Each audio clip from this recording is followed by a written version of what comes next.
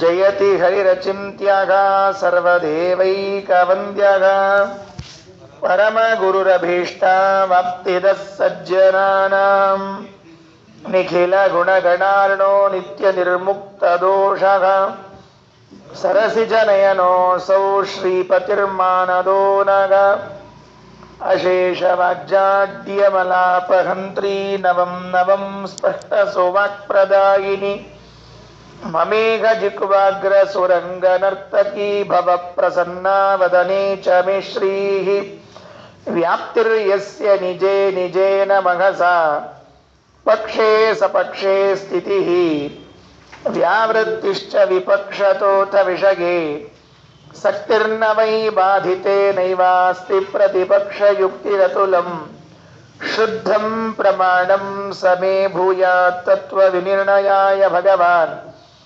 ಆನಂದತೀರ್ಥೋ ಮುನಿಃ ವಾಣಿತೆ ಕರವಾಣ್ಯಂಬ ಚರಣೋ ಹೃದಿ ಸರ್ವದಾ ಮದ್ವಾಕ್ಯ ಸರಣಿರ್ಭೂಯಾತ್ ಶ್ರೀಮದಾಚಾರ್ಯ ಭಾವಗ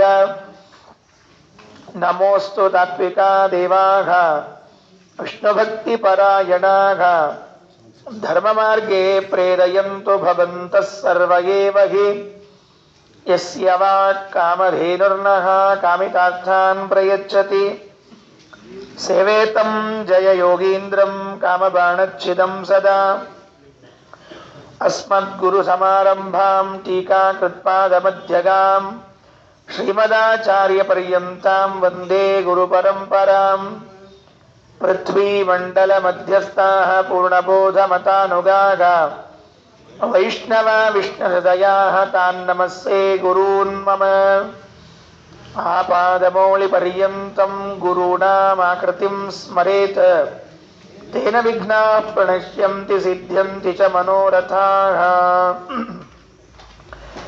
ಓಷ್ಠಾಪಿಧಾನಾನಕುಲೀದಂತೈಃ ಪರಿವೃತಾ ಪವಿಃ ಸರ್ವಸ್ಯೈವಾಚ ಈಶಾನ ಚಾರುಮಾಮಿಹ ಪಾದಯೇತ್ ಕಾಂತಾಯ ಕಲ್ಯಾಣ ಗುಣೈಕಧಾಮ್ನೇ ನಮದ್ಯುನಾಥ ಪ್ರತಿಮಪ್ರಭಾಯ ನಾರಾಯಣಾಯ ಅಖಿಲ ಕಾರಣಾಯ ಶ್ರೀ ಪ್ರಾಣನಾಥಾಯ ನಮಸ್ಕರೋಮಿ ಯುಜ್ಯತೆ ಯಜ್ಞಶೀಲೈಃ ಸ ಯಜ್ಞಃ ಪ್ರಾಜ್ಞಮಧ್ಯೆ ಪರಪ್ರೋಚ್ಯತೆನ್ಯೈಃ ಗೀಯತೆ ಗೇಯಕೀರ್ತಿಃ ಸುಗೀತೈಃ ವಿದ್ಯಬದ್ಧೈಃ ಸದಾನಂದ ಸಾಂದ್ರೈಃ ಸ್ವಸ್ತಿಯಸ್ತು. 11ನೇ ಸರ್ಗದ ಮಂಗಳಕ್ಕೆ ಬಂದು ನಿಂತಿದ್ದೇವೆ. ವೈಕುಂಠದ ವರ್ಣನೆಯನ್ನ ಮಾಡಿ ವೈಕುಂಠದಲ್ಲಿ ಸಿಗುವಂತಹ ಸೌಲಭ್ಯಗಳು, ಅಲ್ಲಿ ಮುಕ್ತಿಯಲ್ಲಿರುವಂತಹ ವೈವಿಧ್ಯಗಳು,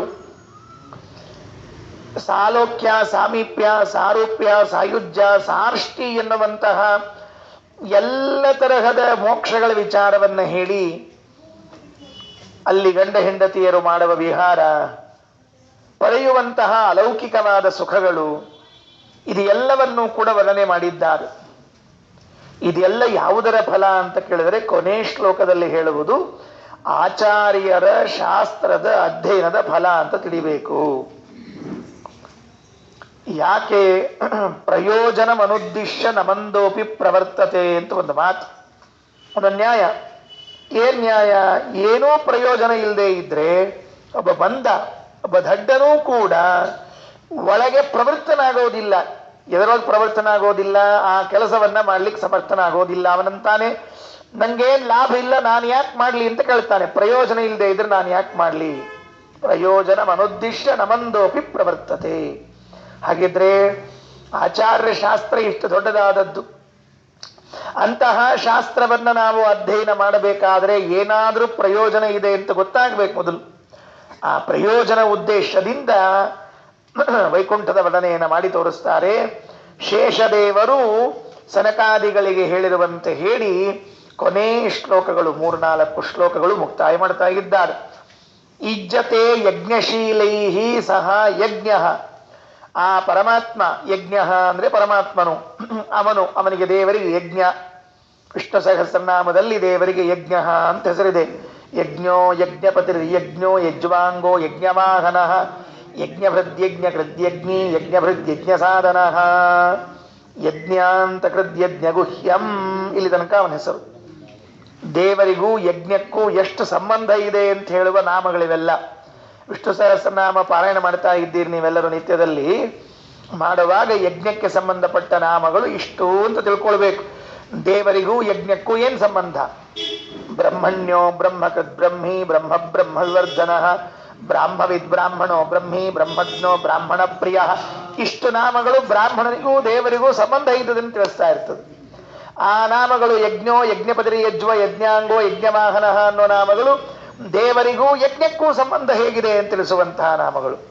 ಹೀಗೆ ಅಲ್ಲಲ್ಲಲ್ಲಿ ಭಗವಂತನ ಸಂಬಂಧವನ್ನು ತಿಳಿಸುವಂತಹದ್ದು. ವೈಕುಂಠದಲ್ಲಿ ಯಜ್ಞ, ಯಜ್ಞನಾಮಕನಾದ ಭಗವಂತ ಯಜ್ಞಶೀಲೈಹಿ, ಹಿಂದೆ ಇಲ್ಲಿ ಸಂಸಾರದಲ್ಲಿ ಇದ್ದಾಗ ಚಂದ ಯಜ್ಞಗಳನ್ನ ಮಾಡಿ ದೇವರನ್ನ ಒಲಿಸಿಕೊಂಡಿದ್ದಾರಲ್ಲ, ಪ್ರಸನ್ನಗೊಳಿಸಿಕೊಂಡಿದ್ದಾರಲ್ಲ, ಇವರಿಗೆ ಅಲ್ಲಿ ಹೋದ ಮೇಲೂ ಕೂಡ ಯಜ್ಞವನ್ನೇ ಮಾಡಬೇಕು ಅಂತ ಪ್ರೀತಿ ಅಂತ. ವೈಕುಂಠದಲ್ಲಿಯೂ ಕೂಡ ಒಳ್ಳೆ ಯಜ್ಞ ಮಂಟಪವನ್ನ ಮಾಡಿಕೊಂಡು ತಾವೇ ಮಂತ್ರಗಳನ್ನು ಹೇಳಿ ಪುರೋಹಿತರನ್ನ ಮಾಡಿಕೊಂಡು ಅಲ್ಲಿದ್ದ ಮುಕ್ತರನ್ನೇ ಪುರೋಹಿತರನ್ನಾಗಿ ಮಾಡಿಕೊಂಡು ಯಜ್ಞವನ್ನು ಮಾಡ್ತಾರಂತೆ. ಹೀಗೆ ಮುಕ್ತರು ಅಲ್ಲಿದ್ದಾರೆ. ಇಜ್ಜತೆ, ಯಾಗ ಮಾಡಲ್ಪಡುತ್ತಾನೆ. ಯಜ್ಞಶೀಲೈಹಿ, ಯಜ್ಞವೇ ಸ್ವಭಾವವಾಗಿ ಉಳ್ಳಂತಹ ಜನರಿಂದ ಸಹ ಯಜ್ಞ. ಪ್ರಾಜ್ಞ ಮಧ್ಯೆ ಪರಹ ಪ್ರೋಚ್ಯತೆ ಅನ್ಯೈಹಿ, ಇನ್ ಕೆಲವರಿದ್ದಾರಂತೆ ಅವರಿಗೆ ಇಲ್ಲಿದ್ದಾಗೆಲ್ಲ ಪಾಠ ಹೇಳಿ ಹೇಳಿ ಹೇಳಿ ಪ್ರವಚನ ಮಾಡಿ ಮಾಡಿ ಅಭ್ಯಾಸ ಆಗಿಬಿಟ್ಟಿರ್ತದಂತ. ಗೊತ್ತಾತಿಲ್ಲ? ಪಾಠ ಹೇಳಿ ಹೇಳಿ ಹೇಳಿ ಪ್ರವಚನ ಹೇಳಿ ಹೇಳಿ ಮಾಡಿ ಮಾಡಿ ಅಭ್ಯಾಸ ಆಗಿರ್ತದಲ್ಲ, ಅವರಿಗೇನಾಗಿರ್ತದೆ ಅಂತ ಕೇಳಿದ್ರೆ ಮೋಕ್ಷದಲ್ಲಿಯೂ ಕೂಡ ಪಾಠವನ್ನೇ ಹೇಳಬೇಕು, ಪ್ರವಚನವನ್ನೇ ಮಾಡಬೇಕು ಅಂತ ಅಪೇಕ್ಷೆ. ಸ್ವಾವರ ಅಪೇಕ್ಷೆಯ ತಮಗಿಂತಲೂ ಯಾರು ಕಡಿಮೆಯವರಿದ್ದಾರೆ ಅವರನ್ನ ಕರೆದು ಕೂಡಿಸಿ ಕೇಳ್ರಿ ಅಂತ ಹೇಳಿ ಪ್ರಾಜ್ಞ ಮಧ್ಯೆ ಪರಹ ಅನ್ಯೈಹಿ ಪ್ರೋಚ್ಯತೆ, ಜ್ಞಾನಿಗಳ ಸಮೂಹದಲ್ಲಿ ಒಬ್ಬ ಪ್ರವಚನವನ್ನ ಮಾಡ್ತಾನೆ. ಗೇಯ ಕೀರ್ತಿ ಗೀಯತೆ ಸುಗೀತೈಹಿ, ಇಲ್ಲಿ ಕೆಲವನಿದ್ದು ಸಂಗೀತವನ್ನ ಹೇಳಿ ಹೇಳಿ ಗಾನ ಮಾಡಿ ಮಾಡಿ ದೇವರನ್ನ ಪ್ರಸನ್ನಗೊಳಿಸಿಕೊಂಡಿರ್ತಾನೆ. ಅಲ್ಲಿ ಹೋದ ಮೇಲೆ ಅವನಿಗೆ ಅದೇ ಅಭ್ಯಾಸ. ಕುತ್ಕೊಂಡ್ಬಿಟ್ಟು ಅವನ ರಾಗವನ್ನೇ ತೆಗಿತಿರ್ತಾನೆ, ಅಂತಿರ್ತಾನೆ ಅವನು. ಸಾಮಗಾನ ಮಾಡ್ತಾನೆ. ಅಲ್ಲಿ ಹಿಂದೂಸ್ತಾನಿ ಹೇಳ್ತಾನೋ ಕರ್ನಾಟಕ ಹೇಳ್ತಾನೋ ಗೊತ್ತಿಲ್ಲ ನನಗೆ, ಏನ್ ರಾಜಸ್ಥಾನಿ ಹೇಳ್ತಾನೋ ಅದು ಗೊತ್ತಿಲ್ಲ. ಆದರೆ ಗೀಯತೆ ಗೇಯ ಕೀರ್ತಿ, ಅಲ್ಲೂ ಕೂಡ ಗಾಯನವನ್ನ ಮಾಡಿ ಭಗವಂತನನ್ನ ಒಲಿಸಿಕೊಳ್ತಾನೆ. ಹೌದು, ಇದೆಲ್ಲ ಮಾಡ್ತಾರಲ್ಲ, ಯಾಕೆ ಮಾಡ್ತಾರೆ? ಅವ್ರಿಗೇನು ಸಮಸ್ಯೆ ಇದೆಯಾ? ಬಂಧನ ಇದೆಯಾ? ವಿಧಿ ಬಂಧನ ಇದೆಯಾ? ಇಲ್ಲ ಮಾಡ್ಲೇಬೇಕು ನೀವು ಅಂತ ಯಾರಾದರೂ ಅಪ್ಪಣೆ ಮಾಡಿದ್ದಾರಾ ಅಂದ್ರೆ ವಿದ್ಯಾ ಬದ್ಧೈಹಿ, ಏನಿಲ್ಲ, ಏನ್ ವಿಧಿ ಇಲ್ಲ, ಏನಿಲ್ಲ. ಮತ್ತೆ ಹಾಗಾದ್ರೆ ಎದಕ್ ಮಾಡ್ತಾರೆ? ಸದಾ ಆನಂದ ಸಾಂದ್ರೈಹಿ, ಆನಂದ ಪೂರ್ಣರಾಗಿದ್ದಾರೆ. ಆ ಆನಂದದಿಂದ ಪೂರ್ಣರಾದದ್ದರಿಂದ ಪ್ರವೃತ್ತಿ, ಮತ್ತಿಷ್ಟು ಗಾಯನವನ್ನು ಮಾಡ್ತಾರೆ, ಮತ್ತಿಷ್ಟು ಆನಂದ ಆಗ್ತದೆ, ಮತ್ತಿಷ್ಟು ಗಾಯನ ಆನಂದ. ಹೀಗೆ ಕೆಲವರು ಇರ್ತಾರೆ ನೋಡ್ರಿ, ಹಣ ಸಂಪಾದನೆ ಮಾಡ್ತಾರೆ. ಯಾಕೆ ಅಂದ್ರೆ ಮತ್ತಿಷ್ಟು ಹಣ ಸಂಪಾದನೆ ಮಾಡ್ಲಿಕ್ಕೆ. ಅದು ಯಾಕೆ ಅಂದ್ರೆ ಮತ್ತಿಷ್ಟು ಹಣ ಸಂಪಾದನೆ ಮಾಡ್ಲಿಕ್ಕೆ. ಖರ್ಚು ಮಾಡ್ಲಿಕ್ಕೆ ಯಾರು ಹಣ ಸಂಪಾದನೆ ಮಾಡ್ತಾರೆ? ಯಾರಾದ್ರು ಅದೇನೋ ಇದೆಲ್ಲ ಮನಿ ಫಾರ್ ಮನಿ ಸೇಕ್ ಅಂತ ಹೇಳ್ತಿರ್ತಾರಲ್ಲ, ಹಾಗೆ ಹಣ ಸಂಪಾದನೆ ಮಾಡೋದು ಯಾವುದಕ್ಕಾಗಿ ಅಂದ್ರೆ ಹಣಕ್ಕಾಗಿ. ಮತ್ತೆ ಆ ಹಣವನ್ನ ಇನ್ಯಾವುದಕ್ಕಾಗಿ ಅಂದ್ರೆ ಮತ್ತೆ ಹಣಕ್ಕಾಗಿ. ನೀವು ಯಾವಾಗ ತಿಂತೀರಿ? ತಿನ್ಲಿಕ್ಕೇನೋ, ಅದು ಇರ್ಲಿಕ್ಕೆ. ಅದು ಹಾಗೆ ಇವರು ಆನಂದವನ್ನ ಯಾತಕ್ಕಾಗಿ? ಮತ್ತಿಷ್ಟು ಆನಂದಕ್ಕಾಗಿ. ಆ ಆನಂದ ಇನ್ನಿಷ್ಟು ಆನಂದಕ್ಕಾಗಿ. ಬರ್ರಿ ಆಚಾರ್ಯ, ವಿದ್ಯಾಬದ್ಧೈಹಿ ಸದಾನಂದ ಸಾಂದ್ರೈಹಿ ಅಂತ ಹೇಳಿದ್ರು. ಇನ್ನು ಮುಂದಿನ ಶ್ಲೋಕದಲ್ಲಿ ವೈಕುಂಠೇತೆ ಶ್ರೀ ವಿಶೇಷ ಜನಾನಾಂ ಅತ್ಯಾಶ್ಚರ್ಯಂ ಚಿತ್ತಮಾಚಾಮ ಭೂಮಿ. ವೈಕುಂಠೇತೆ ಶ್ರೀ ವಿಶೇಷ ಜನಾನಾಂ ಮುಕ್ತಶ್ಲಾಘ್ಯೆ ಯುಕ್ತಮೇತಾದೃಶತ್ವಂ. ವೈಕುಂಠ ಅಂದ್ರೆ ಹಿಂಗೆ ಇರಬೇಕು. ವೈಕುಂಠ ಅಂದ್ರೆ ಹೆಂಗಿರ್ಬೇಕು ಅಂದ್ರೆ ಹಿಂಗೆ ಇರಬೇಕು. ನಮ್ಮಲ್ಲಿ ಅಂತಿರ್ತಾರಲ್ಲ, ದೇವರ ಪೂಜೆ ಅಂದ್ರೆ ಹಿಂಗೆ ಮಾಡಬೇಕು, ಊಟ ಅಂದ್ರೆ ಹಿಂಗೆ ಮಾಡಬೇಕು ಅಂತಿರೋದಿಲ್ವೇ? ಹಾಗೆ ವೈಕುಂಠ ಅಂದ್ರೆ ಹೆಂಗಿರಬೇಕು ಅಂದ್ರೆ ಹಿಂಗೆ ಇರ್ಬೇಕಂತ ಇದೇನು ಹೇಳಿದ್ದಾರಲ್ಲ, ಇಷ್ಟಿದ್ರೆ ವೈಕುಂಠ. ಅದು ವೈಕುಂಠೇತೆ ಶ್ರೀ ವಿಶೇಷ ಜನಾನಾಂ ಅತ್ಯಾಶ್ಚರ್ಯಂ ಚಿತ್ತವಾಚಾಮ ಭೂಮಿ. ವೈಕುಂಠೇ ಜನಾನಾಂ, ವೈಕುಂಠದಲ್ಲಿ ಇದ್ದ ಜನ ಇದ್ದಾರಲ್ಲ, ತೇ ಅವರಿಗೆ ಉಕ್ತಾಹ ಶ್ರೀ ವಿಶೇಷಾಹ, ಹಿಂದೆ ಹೇಳಿದ ಎಲ್ಲಾ ವಿಶೇಷಗಳು ಅವ. ಅತ್ಯಾಶ್ಚರ್ಯಂ, ಏನೇನು ಹೇಳಲಿಕ್ಕೆ ಸಾಧ್ಯ ಅದ ಎಲ್ಲ ಅದ. ಏನೇನು ಪಡಿಲಿಕ್ಕೆ ಸಾಧ್ಯ ಅದ ಎಲ್ಲ ಪಡಿಲಿಕ್ಕೆ ಬರ್ತದೆ. ಕೆಲವೊಮ್ಮೆ ನಮಗೆ ಈ ಜನ್ಮದಲ್ಲಿ ಇಂತಹದ್ದು ಸಿಕ್ಕಿದ್ದಿಲ್ಲ ಅಂತ ಅನಿಸ್ತದಂತ. ಸಹಜಿಕದರಿ, ನಮಗ ಇನ್ನೊಬ್ಬರ ವಸ್ತು ನೋಡಿದಾಗ ಅದು ನಮಗೆ ಸಿಕ್ಕಿದ್ದಿಲ್ಲ ಅಂತ ಅನಿಸ್ತಿರ್ತದೆ. ಅವರಿಗೆ ನಮ್ಮ ನೋಡಿದಾಗ ಅನಿಸ್ತಿರ್ತದೆ ಅಂತ ವಸ್ತು ಸಿಕ್ಕಿಲ್ಲ ಅಂತೇಳಿ. ಹಿಂಗ ಪರಸ್ಪರ ಹಿಂಗ ಹೋಗುದು. ಅಲ್ಲಿ ವೈಕುಂಠದಲ್ಲಿ ಅದು ಸಿಗಲಿಲ್ಲ ಇದು ಸಿಗಲಿಲ್ಲ ಅಂತನ್ನುವ ದುಃಖ ಕೊರತೆ ಇಲ್ಲವೇ ಇಲ್ಲ. ಏನು ಕೇಳ್ತೀರಿ ಏನು ಬೇಡ್ತೀರಿ ಎಲ್ಲವೂ ಬರ್ತದಂತೆ. ಅದರ ಮುಂದಿನ ಶ್ಲೋಕದಲ್ಲಿ ಹೇಳ್ತಾರೆ, ವೈಕುಂಠೇ ಜನಾನಾಂ, ವೈಕುಂಠವಾಸಿಗಳಾದ ಜನ ಇದ್ದಾರಲ್ಲ ಅವರಿಗೆ ಶ್ರೀ ವಿಶೇಷ, ಈ ಎಲ್ಲ ಶೋಭಾ ವಿಶೇಷಗಳು ಉಂಟು. ಚಿತ್ತವಾಚಾಮ ಭೂಮಿ, ನಮ್ಮ ಮನಸ್ಸಿಗೂ ಮಾತಿಗೂ ನಿಲುಕದೆ ಇರುವಂತಹದ್ದು ವೈಕುಂಠ. ಚಿತ್ತ ಅಂದ್ರೆ ಮನಸ್ಸು, ವಾಕ್ ಅಂದ್ರೆ ಮಾತು, ಅದಕ್ಕೆ ಅಭೂಮಿ ಅಂದ್ರೆ ನಿಲುಕದೆ ಇರುವುದು. ನಮ್ಮ ಮಾತು ಮನಸ್ಸುಗಳು ಅಲ್ಲಿ ಕಾಲನ್ನ ಇಡ್ಲಿಕ್ಕೆ ಸಾಧ್ಯ ಇಲ್ಲ. ವೈಕುಂಠೇತೇ ಮತ್ತೊಂದು ಸರ್ತಿ ಬಂತೀಗ. ಮೊದಲು ಹೇಳ್ಬೇಕಾದ್ರೆ ವೈಕುಂಠೇತೇ ಅಂತ ಬಿಡಿಸ್ಬೇಕು. ಈಗ ಬಿಡಿಸ್ಬೇಕಾದ್ರೆ ವೈಕುಂಠೇತೇ ಅಂತ ಕೂಡಿಸ್ಬಿಡ್ಬೇಕು. ಇದೇನ್ರಿ ವೈಕುಂಠೇತೆ ಅಂತ ಕೂಡಿಸ್ಬಿಟ್ರಿ ಅಂದ್ರೆ ವೈಕುಂಠೇನ ಹರಿಣ ಇತೆ ಪ್ರಾಪ್ತೇ, ಭಗವಂತನ ಜೊತೆಗೆ ಸೇರಿದಾಗ ವೈಕುಂಠದಲ್ಲಿ ದೇವರು ಸಿಗ್ತಾನಲ್ಲ ಮತ್ತೆ. ಅದಕ್ಕೆ ವೈಕುಂಠೇತೆ ಅಂದ್ರೆ ವೈಕುಂಠ ನಾಮಕ ಭಗವಂತನ ಜೊತೆ ಸೇರಿದಾಗ ಶ್ರೀ ವಿಶೇಷ ಜನಾನ ಮುಕ್ತ ಶ್ಲಾಘ್ಯೆ, ರಮಾ ಬ್ರಹ್ಮಾದಿ ದೇವತೆಗಳಿಂದ ಶ್ಲಾಘನೀಯವಾಗಿರುವಂತಹದ್ದಿದು. ಶ್ರೀ ಅಂದ್ರೆ ಮಹಾಲಕ್ಷ್ಮಿ, ವಿಶೇಷ ಜನಾನ ಅದು ನೋಡ್ರಿ, ಅದನ್ನ ಎಷ್ಟು ಚಂದ ಬಿಡಿಸ್ಯಾರ ನೋಡ್ರಿ. ಶ್ರೀ ವಿಶೇಷ ಅಜ ನಾನ ಮುಕ್ತ ಶ್ಲಾಘ್ಯೆ ಅಂತ ಬಿಡಿಸ್ಬೇಕು. ಹಿಂದೆ ಹೇಳುವಾಗ ಶ್ರೀ ವಿಶೇಷ ಜನಾನಾಮ್ ಅಂತ ಬಿಡಿಸಿದ್ರು. ಈಗ ಬಿಡಿಸುವಾಗ ಶ್ರೀ ಪ್ಲಸ್ ವಿ ಪ್ಲಸ್ ಶೇಷ ಪ್ಲಸ್ ಅಜ ಪ್ಲಸ್ ನಾನಾ ಮುಕ್ತ ಶ್ಲಾಘ್ಯೆ. ಮಹಾಲಕ್ಷ್ಮಿಯಿಂದ, ಗರುಡದೇವರಿಂದ, ಶೇಷದೇವರಿಂದ, ಬ್ರಹ್ಮದೇವರಿಂದ, ನಾನಾ ಮುಕ್ತರಿಂದ ಶ್ಲಾಘ್ಯವಾಗಿರುವಂತಹ ವೈಕುಂಠ ಅದು ಹೀಗೆ ಇದೆ ಅಂತ ತಿಳ್ಕೊಳ್ರಿ. ಇನ್ನು ಮುಂದಿನ ಶ್ಲೋಕ 76ನೇ ಶ್ಲೋಕದಲ್ಲಿ ಹೇಳುವಾಗ ಆಚಾರ್ಯ ಏನ್ ಸಿಗ್ತದೆ ಅಂತಿರುವ ಒಂದು ಮಾತು ಹೇಳ್ಬಿಡ್ರಿ. ವೈಕುಂಠದಾಗ ಏನ್ ಸಿಗ್ತದೆ? ಯಾಕಂದ್ರೆ ನಮ್ಗಿಲ್ಲಿ ಕೆಲವು ತಿನ್ನಬಾರದು ಅಂತ ಹೇಳ್ತಿರ್ತಾರೆ ನೋಡ್ರಿ. ಅದ್ರೊಳಗಂತೂ ಈ ಬ್ರಾಹ್ಮಣರಿಗೆ ಆಚಾರಗಳಿಗಂತೂ ಅದನ್ನ ತಿನ್ನೋ ಹಂಗಿಲ್ಲ, ಇದನ್ನ ತಿನ್ನೋ ಹಂಗಿಲ್ಲ.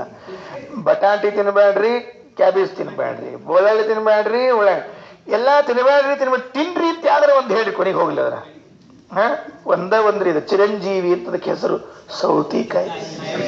ಅದೊಂದು ಚಿರಂಜೀವಿ ಯಾವಾಗರ ಕೇಳ್ರಿ ಬರೆಯಾಗಿಲ್ ಪಲ್ಯ, ಸೌತಿಕಾಯಿ ಪಲ್ಯ, ಚಿರಂಜೀವಿ ಪಲ್ಯ ರೀ ಅದು. ಅದು ಸಾಯಂಗೆ ಇಲ್ರಿ ಅದು ನಮ್ಮ ಮನೆ. ಹಂಗಾಗಿ ಏನ್ ತಿನ್ಬೇಕು ಏನ್ ಬಿಡ್ಬೇಕು, ಅಲ್ಲಿ ಹೋದ್ಮೇಲೆ ಆಶಾ ಅದರ ತಿನ್ಲಿಕ್ಕೆ ಬರ್ತದೋ ಇಲ್ಲೋ, ನಿಷಿದ್ಧ ಆಶಾನ ಹುಟ್ಟಂಗಿಲ್ರಿ, ನೆನ್ಪಿಟ್ಕೊಳ್ರಿ. ಇದು ಮೊದಲನೇ. ಇಲ್ಲಿ ನಿಷಿದ್ಧ ಆಸೆಗಳು ಹುಡ್ತಾವ, ಅಲ್ಲಿ ನಿಷಿದ್ಧ ಆಸೆಗಳು ಹುಟ್ಟೋದೇ ಇಲ್ಲ. ಹಾಗಾಗಿ ತಿನ್ಬೇಕು ಅನ್ಸೋದೇ ಇಲ್ಲ. ಇಲ್ಲಿ ಮಾತ್ರ ಆಶಾ ಹುಡ್ತಿರ್ತಾವ್ರಿ. ಬಾಜುಕಿನ್ನ ಹಿಂಗ್ ವಾಕಿಂಗ್ ಹೊಂಟಾಗ ಅವ್ರು ಇವ್ರ ಅಂಗಡಿ ಮುಂದೆ ನಿಂತ್ಕೊಂಡು ಪ್ಲೇಟ್ನಾಗ ಹಾಕೊಂಡು ತಿಂತಿರ್ತಾರ ನೋಡ್ರಿ. ಇವ್ ವಾಸನೆ ಬರ್ತಿರ್ತದೆ. ಮೂಗ್ ಈಗ ಕಣ್ಣು ಮುಚ್ಕೋಬಹುದು, ಮೂಗು ಹಿಂಗ್ ಮುಚ್ಕೊಳ್ಳಿ ಬರ್ತದೆ. ಮೂಗು ಮುಚ್ಕೊಂಡ್ಮೇಲೆ ಇರ್ಲಿಕ್ಕೆ ಮತ್ತೆ ಮುಂದೆ ಅದಕ್ಕೆ ವಾಸನೆ ತಳ್ಕೊಳಿಕ್ ಆಗಿಲ್ಲ. ಹಂಗೆಲ್ಲ ಆಗ್ತಿರ್ತದೆ. ಅಲ್ಲಿ ಏನು ಅಂದ್ರೆ ನಿಷಿದ್ಧ ಪದಾರ್ಥಗಳ ಚಿಂತನೆಯೇ ಬರೋದಿಲ್ಲ ಅಲ್ಲಿ ವೈಕುಂಠ. ಅದು ಇಲ್ಲೇ ಇರುವಂತಹ ಅನೇಕ ಸಾತ್ವಿಕರಿಗೂ ಅಂತಹ ನಿಷಿದ್ಧ ವಾಸನೆಗಳು ಬರೋದಿಲ್ಲ. ಉತ್ತಮರಿದ್ದಾರೆ. ನಾವು ನಮ್ದಿಟ್ಕೊಂಡು ಹೇಳ್ತಿರ್ತೀವಿ ತಮಾಷೆಯಲ್ಲಿ. ಯೋಗ್ಯರಾದ ವಿದ್ವಾಂಸರು, ಜ್ಞಾನಿಗಳು ಎಂದೂ ನಿಷಿದ್ಧ ಪದಾರ್ಥಗಳನ್ನು ಮನಸ್ಸಿನಲ್ಲೂ ಬಯಸದೇ ಇರುವಂತಹ ಜನ ಇದ್ದಾರೆ. ಇಲ್ಲಿ ಅಲ್ಲಿ ಹೋದ ಮೇಲೆ ಏನ್ ಸಿಗಬಹುದು ಏನ್ ಸಿಗೋದಿಲ್ಲ ಅಂತ ಕೇಳಿದ್ರೆ ಮುಂದಿನ ಶ್ಲೋಕದಲ್ಲಿ ಯಂ ಯಂ ಸುಖೀ ಕಾಮಯತೇರ್ಥಮತ್ರ ಸಂಕಲ್ಪ ಮಾತ್ರಾತ್ ಸಕಲೋಪಿ ಸಸ್ಯಾತ್ ಇತ್ಯೇವ ವೇದ ಅಪಿ ವೇದಯಂತಿ ಮುಕ್ತಿಂ ತತಃ ಕೋ ವಿಭವಾತಿರೇಕಃ.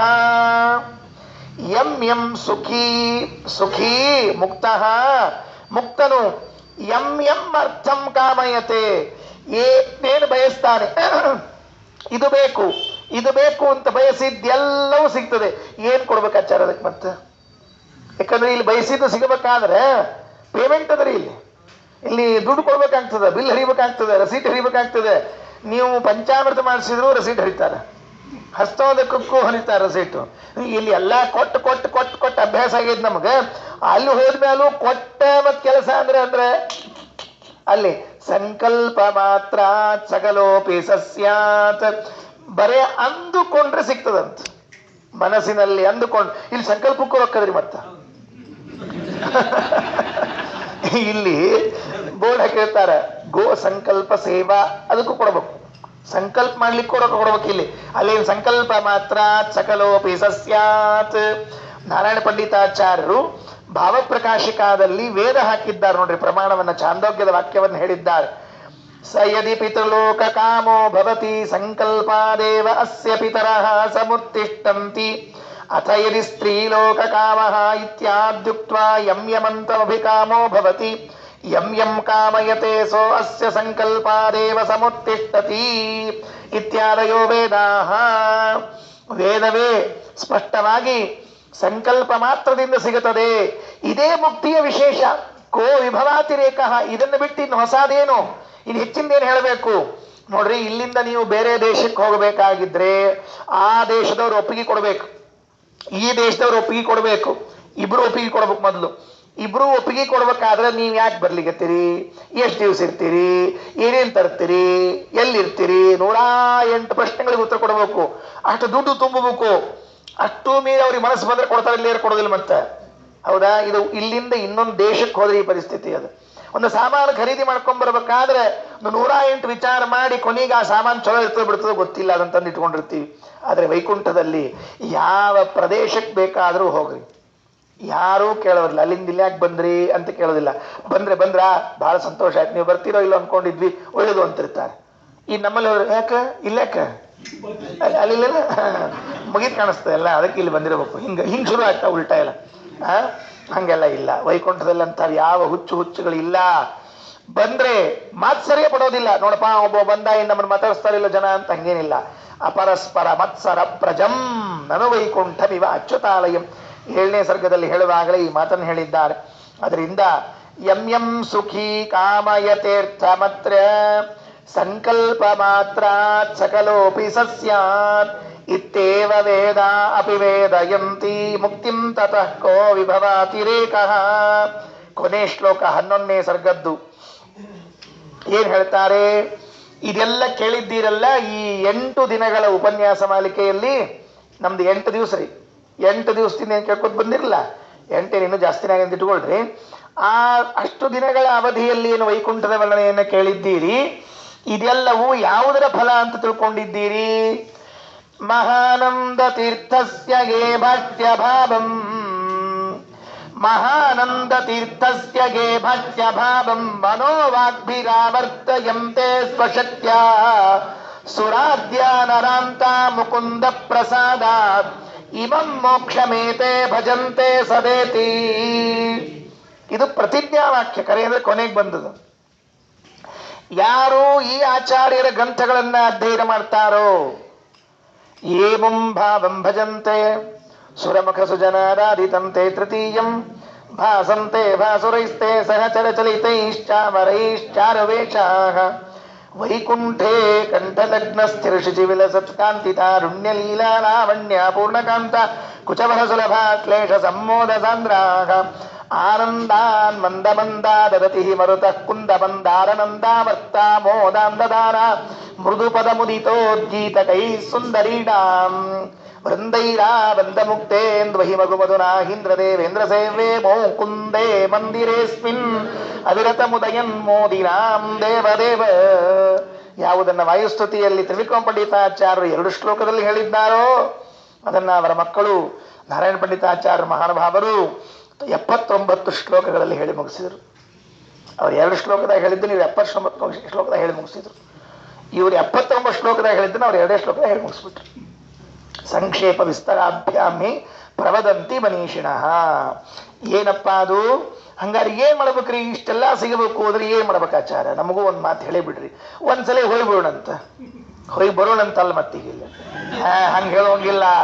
ಅವಸರದಾಗ ಒಂದ್ಸಲ ಹೋಗಿ ಬರೋಣಂತ ಅಲ್ಲಿಗೆ ಬರಂಗಿಲ್ಲ. ಇಲ್ಲಿ ಗಡಿ ಹಿಂಗೆ ಇರ್ತದೆ, ಗಡಿ ಬಿಡಿಯಾಗ ಒಮ್ಮೆ ಹೋಗಿ ಬಂದ್ ಮಾಡೋಣ, ಹಿಂಗೆ ಅಲ್ಲಿಗೆ ಹೋಗಂಗಿಲ್ಲ. ಅದೇ ಬದ್ರಿ ಏನ್ ಕಾಶಿ ಹೋಗಿ ಬರ್ಲಿಕ್ಕೆ ಇದು ಏನ್ ಮಾಡಿದ್ರೆ ಹೋಗಿ ಒಂದ್ಸಲ ಹೋಗ್ಬಿಡ ಹೇಳ್ರಿ ನೋಡಂತಂದ್ರೆ, ಮಹಾನಂದ ತೀರ್ಥಸ್ಯ ಗೇ ಭಾಷ್ಯ ಭಾವಂ, ಮಹಾನಂದ ತೀರ್ಥಸ್ಯ ಗೇ ಭಾಷ್ಯ ಭಾವಂ ಮನೋವಾಗ್ಭಿರಾವರ್ತಯಂತೆ ಸ್ವಶಕ್ತ್ಯ ಸುರಾಧ್ಯ ನರಾಂತ ಮುಕುಂದ ಪ್ರಸಾದಾತ್ ಇಮಂ ಮೋಕ್ಷಮೇತೆ ಭಜಂತೆ ಸದೇತಿ.